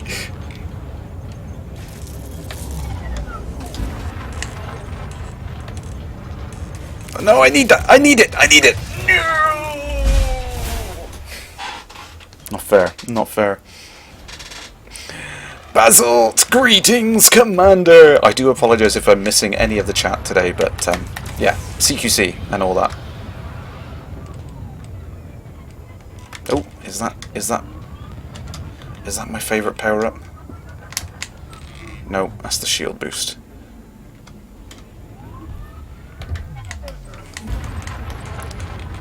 Stuff's going down there. Whoa! Who was that? Stealth mode. Sorry, Darksman.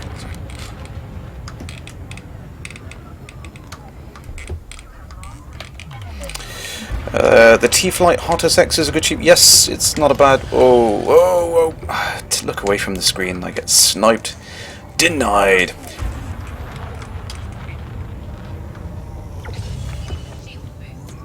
As we were, we were talking about hot ass earlier on. I think the Thrustmaster M16000 is going to be a very good stick for the price point.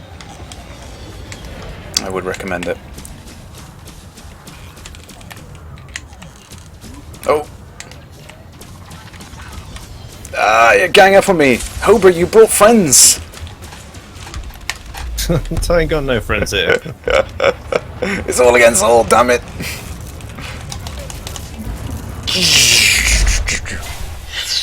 I'm lost. Oh, Ninjas, you did. You ordered the 16,000. Yeah, it's. I had the great pleasure of trying one out the Legends of Gaming weekend. I was demoing it for people up there last week, and it was very, very popular stick. Very easy to use and set up, and just worked really well, actually. Just.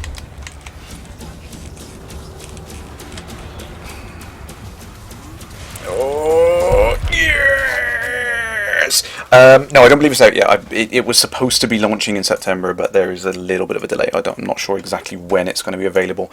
We had a couple of early production models that were kind of helping to promote along with the game, so that was why we had them last week, which was great fun. But I think, I think it's Stephen Usher did at some point in amongst the chat, it's been crazy, asking how it compares to the 56. I think definitely the 56 is a much better stick in terms of build quality and everything else like that. So it's not really comparable on that, because I think obviously the price point as well. It's a much the 16,000 is a much cheaper stick than the 56. So I think it's price around $130. That sounds about familiar to what I've heard. I think around the £90 in UK money. Max Ursa, yes, yeah, that was one thing that we were talking about a lot last week, wasn't it, my friend? The analog hat switch on the throttle would be perfect for the SRV turret, so that you could drive around perfectly without taking your hands off the controls. That would be really, really good. Is the yaw not very good on the Warthog then, Bitstorm? I found the yaw on the 16,000 was much more precise than what I thought it would be. It was quite a good range on it. And I keep hitting the button in the position on the 16,000 where I expect the boost to be. That is the problem. You try different control schemes out and you just get completely stuck in your ways.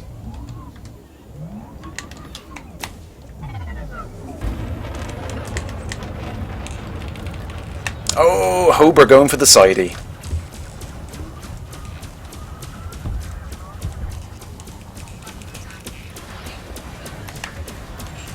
Who's behind me? Who's behind me pumping heat into my systems?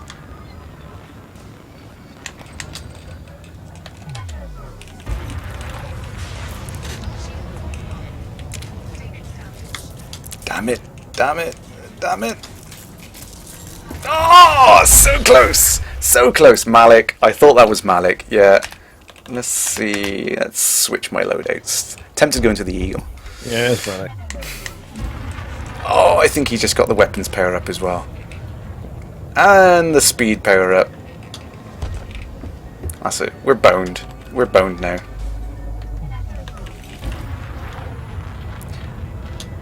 And he's going for the stealth. Curse you! No point even attempting to attack him at this point. He's literally got everything.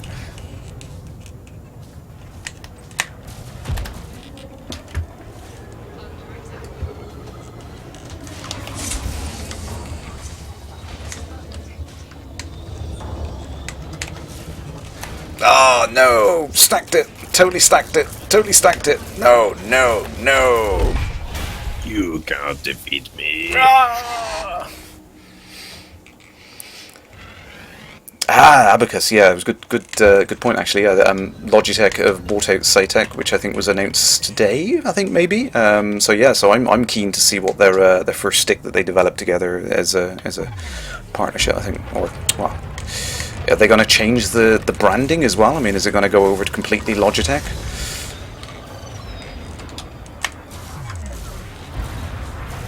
Was it something like, was it 13 million? I think the company went for it. Was something like that. It was.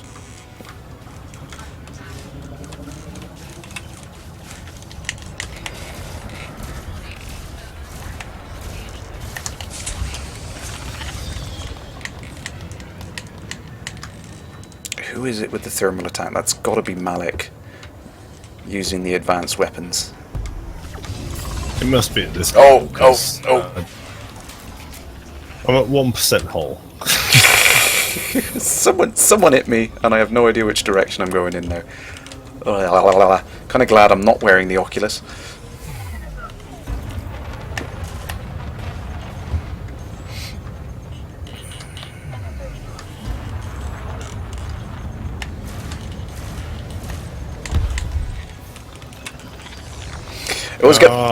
I've been dropped out of the server. Oh no!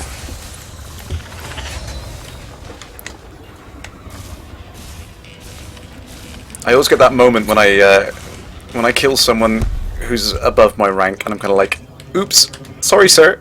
I didn't mean to. Sorry." It's like, it's like, please don't shoot me.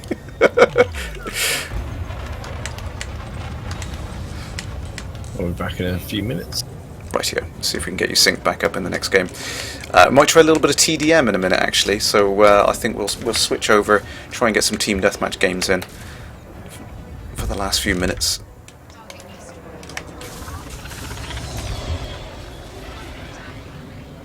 Caramba! Greetings, Commander! Oh, I just got totally owned then.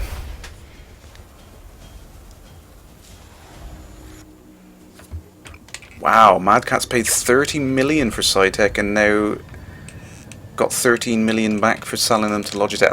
That's quite a bit of a loss when you put it into that.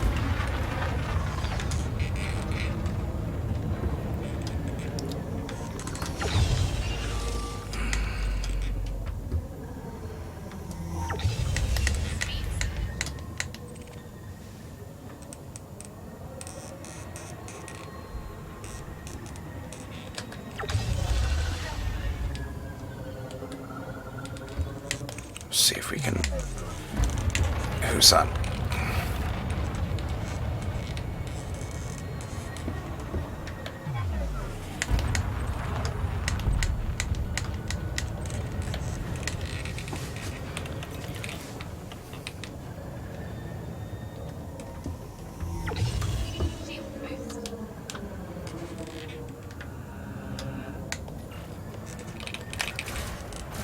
Come on, pew pew pew, pew pew.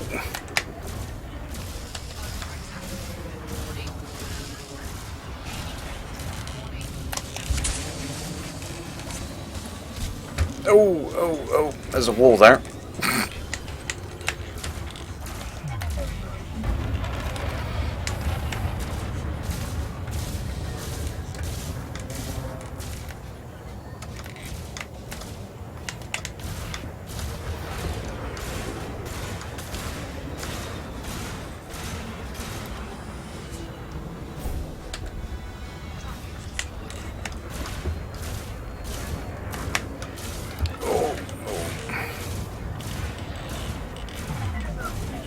Ah!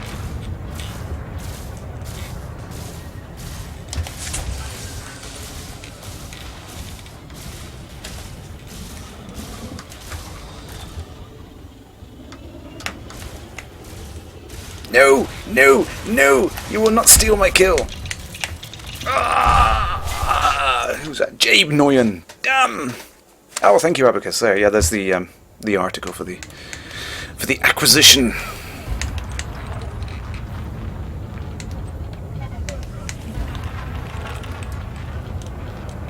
Vengeance! Vengeance should be mine on the federal scum!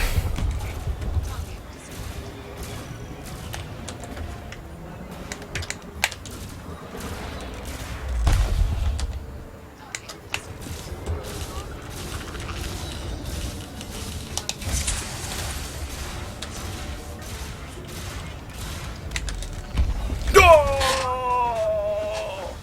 GG! GG, everyone. Whew. That got pretty close towards the end. Absolutely. Awesome. Right here. Game with Ian, yes, you've got to get prepared for your stream. So if you are not following Game with Ian, please do give him a follow. Click on his link there and follow him up there. He does a great stream for beginners in the game. Rightio. So I'm going to go ahead and we'll try and get into a bit of TDM. I'm going to give everyone a chance to get out of the game. We'll see if we can get synced up. Ooh.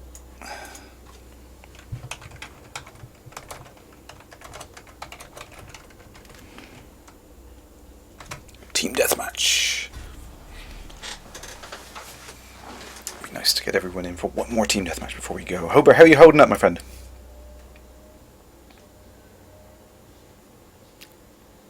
I've lost him. Are you there, Hober? Are you muted?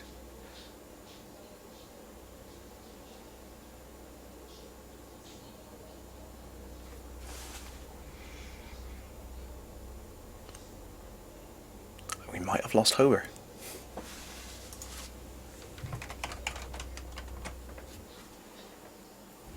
Royal Hanky is there. Oh, right, here we go. Right. Scoopy Doopy.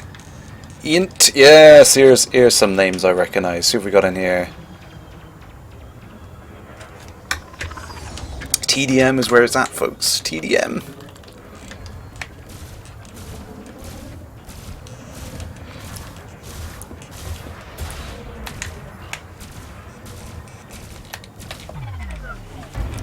Some familiar names. I know these guys. They are going to hate me in the morning when I get onto the Discord.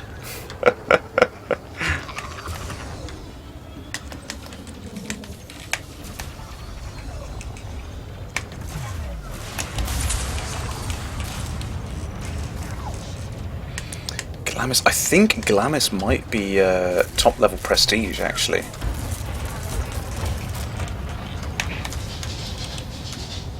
Oh,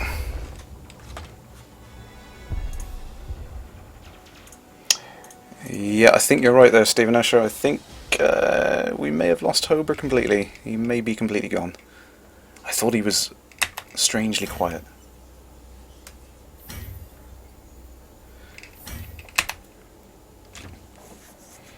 Not sure if anyone in the chat has managed to get into the game. Yes, Glamis there, yeah, he's top level prestige. This is where I get my backside handed to me. See, there is hope.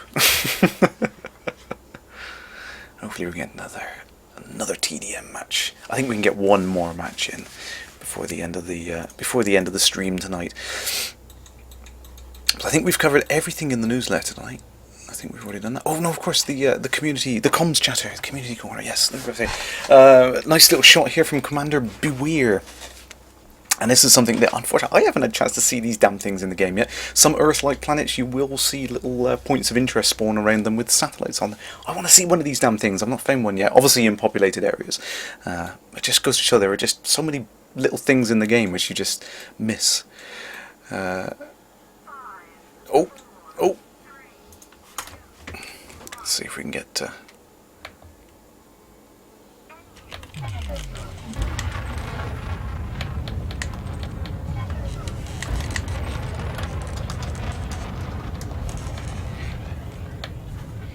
You can see these guys, they're pros. Straight for the power-ups. Stick together as a group, I think that's... Alright, who have we got here? You've got stealth, haven't you, my friend? Yes.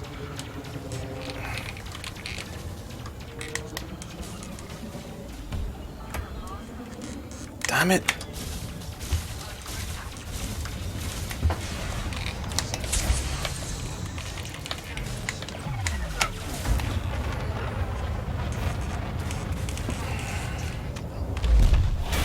Boom! I think we need to try a different loadout, maybe. Alduin Fist! Greetings, Commander. Oh, you managed to get in, Chris. Damn it.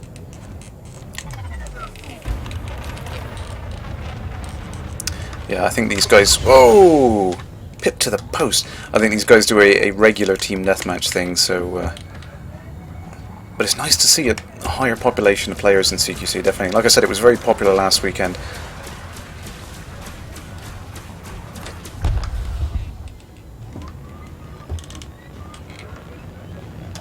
Oh, someone is on Glamis. Oh, who was that? Lion.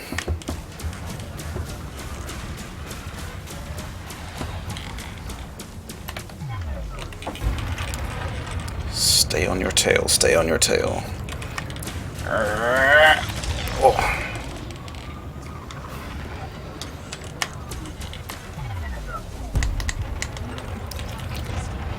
Go, go, go, go, go, go. Yes! Got it. Got it, got it, got it. Right. I think the trick is in TDM. Oh, damn, just try and stick to your friends. You can see the little plus signs next to the name there. The targets that your teammates are targeting. Try and focus on one person at a time.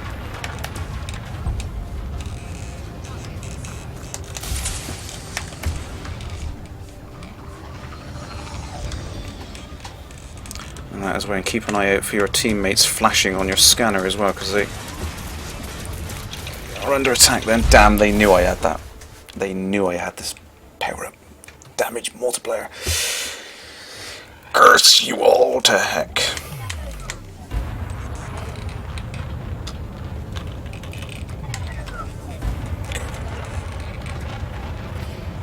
Lots of little tricks on it. That's one of the things that I love about CQC. There is quite a bit to it when you really get into it. It's things like keeping a track of the weapons enhance in particular.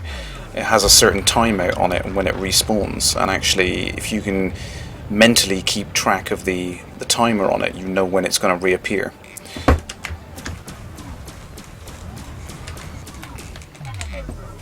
The other thing, of course, obviously comes over from the main game, is deselecting a target there to break away from the chaff, causing you to lose lock. Gotta get back to my teammates.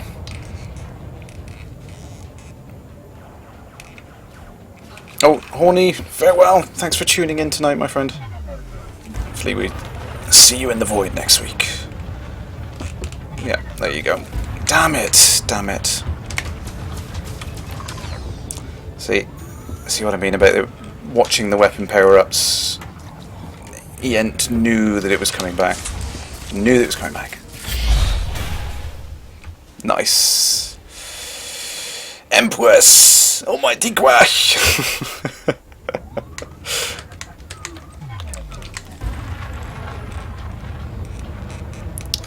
So if you want to get really good at CQC, these are the guys you want to play against, you see.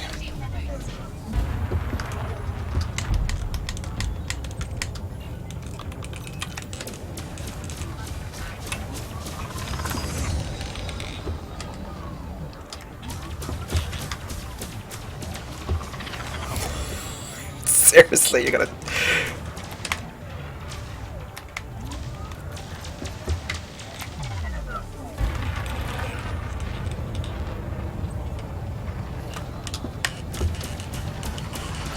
%. Oh, damn it. That was fantastic play there by Ient. Managing to maintain that with 1% hull. Damn, this is going to be a close match. There we go. We got the two positives next to his name. Try and focus fire. And my teammate up here is under fire. Let's try and get in the line.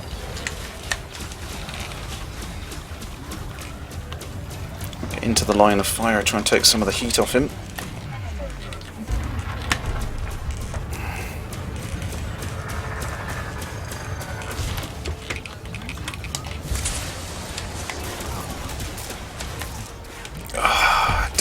Damn it. Who's on me? Someone's on me. Damn it. Oh, it's a close match. Intense. My hands are sweating with this one. This is going to be a close match. Oh, 10-12.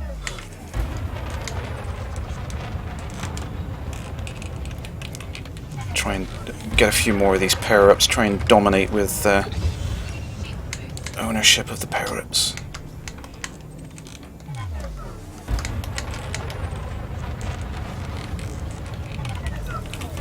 Oh, 10-14. Damn it.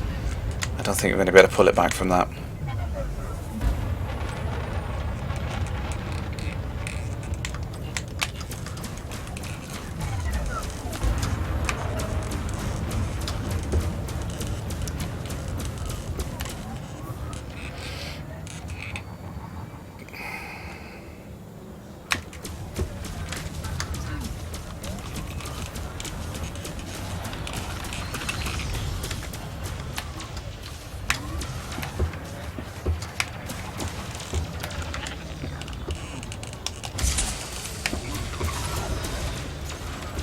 Careful timing of the chaff as well. That's always a really important thing. Chaffing too early. You don't want to chaff too early. That's what she said.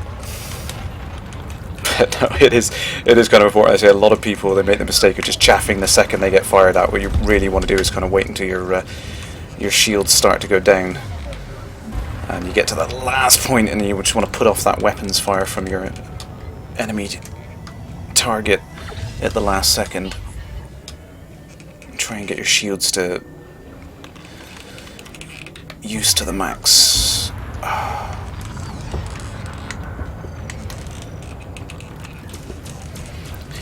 Ient, he's good. See what I mean? Ient, he just waited until his shields were completely about to pop before he did the chaff.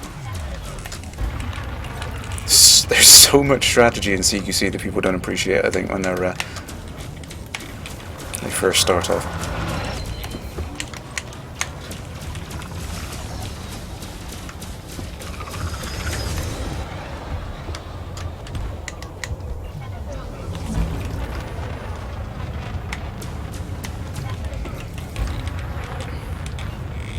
Pezza! Farewell, Commander. Thanks for tuning in tonight.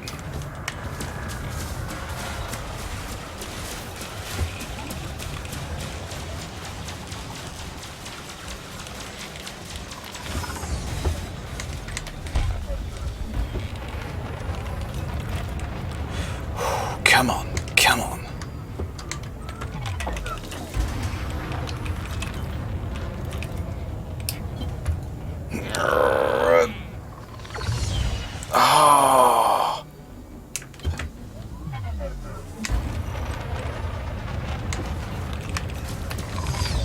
Unbelievable. I cannot believe someone beat me to that.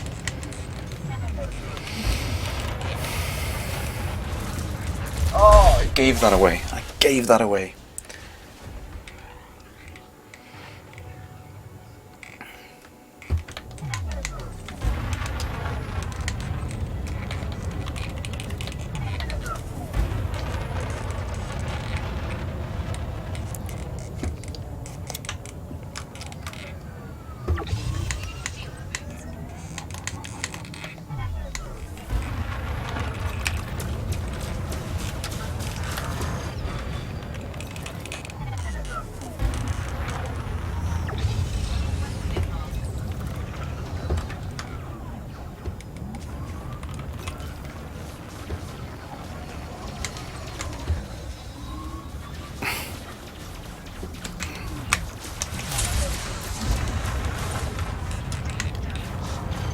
Damn it, damn it, damn it.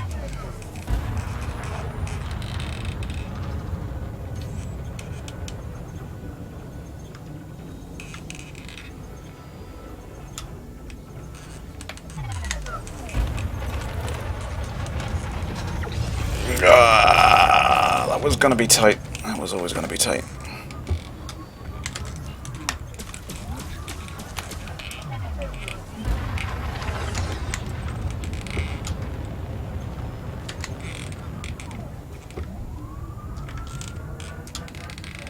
There it is. Damn it. Which way is up? So it is Stephen Usher, yeah, absolutely. I am well in the concentration zone right now. Absolutely. No, the channel's not muted, Simmer. No, I am in the zone. I'm in the zone. We've got to pull this game back from the edge.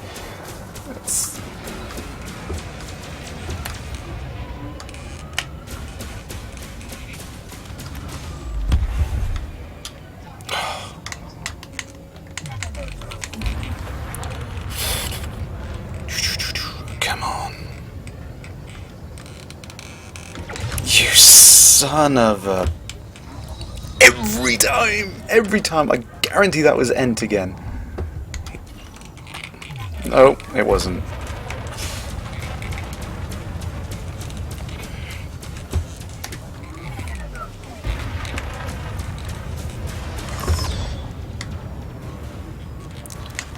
Muchos concentrations. You're absolutely right, Simmer. Yes, exciting week. 2.2 beta hits on Wednesday. Oh, someone else stole it. Damn it. Ent he's got the timing down. He knows when that weapons power up is available.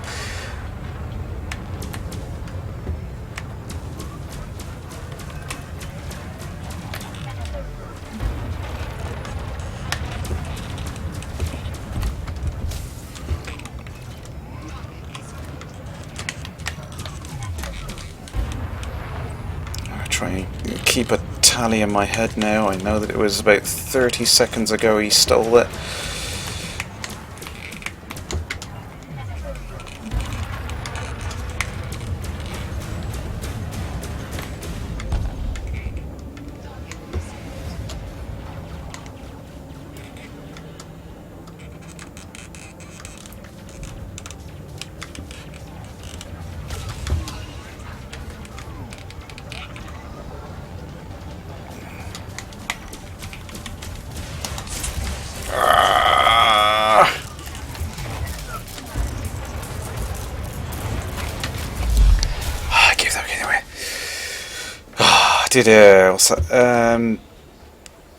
You need upgrades. There's too much to do in the main game. I know, that's the problem.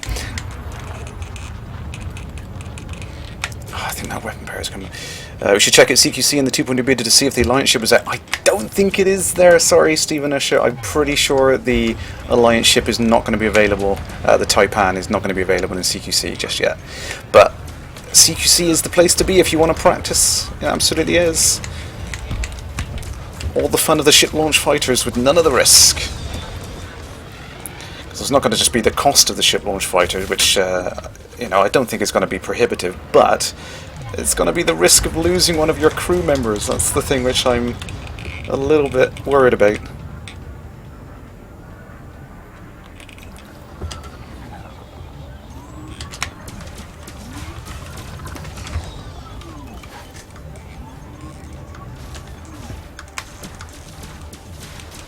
Oh! Yes! We pulled it back from the brink. That was absolutely fantastic. Oh my god. GG. Oh, that was... that was intense. That was intense. GG to everyone. I'll have to give the guys a pat on the back. That was absolutely awesome. Oh my goodness. Oh my goodness. But yes, Simmer, you should get into CQC. Absolutely. You should just do some CQC. I'm going to try and do regular things on the Friday night streams. Definitely do some more CQC. But that is the best way to practice with the fighters. Absolutely. Dirk, yes, you're right. You would only lose the one crew member when your main ship is destroyed, not the small fighter. I think that's how it works, yeah. Caramba! Oh, you were in there! Greetings, Caramba. Nice to see you in the chat there. Yes, but you can't concentrate and chat at the same time. I know how it is.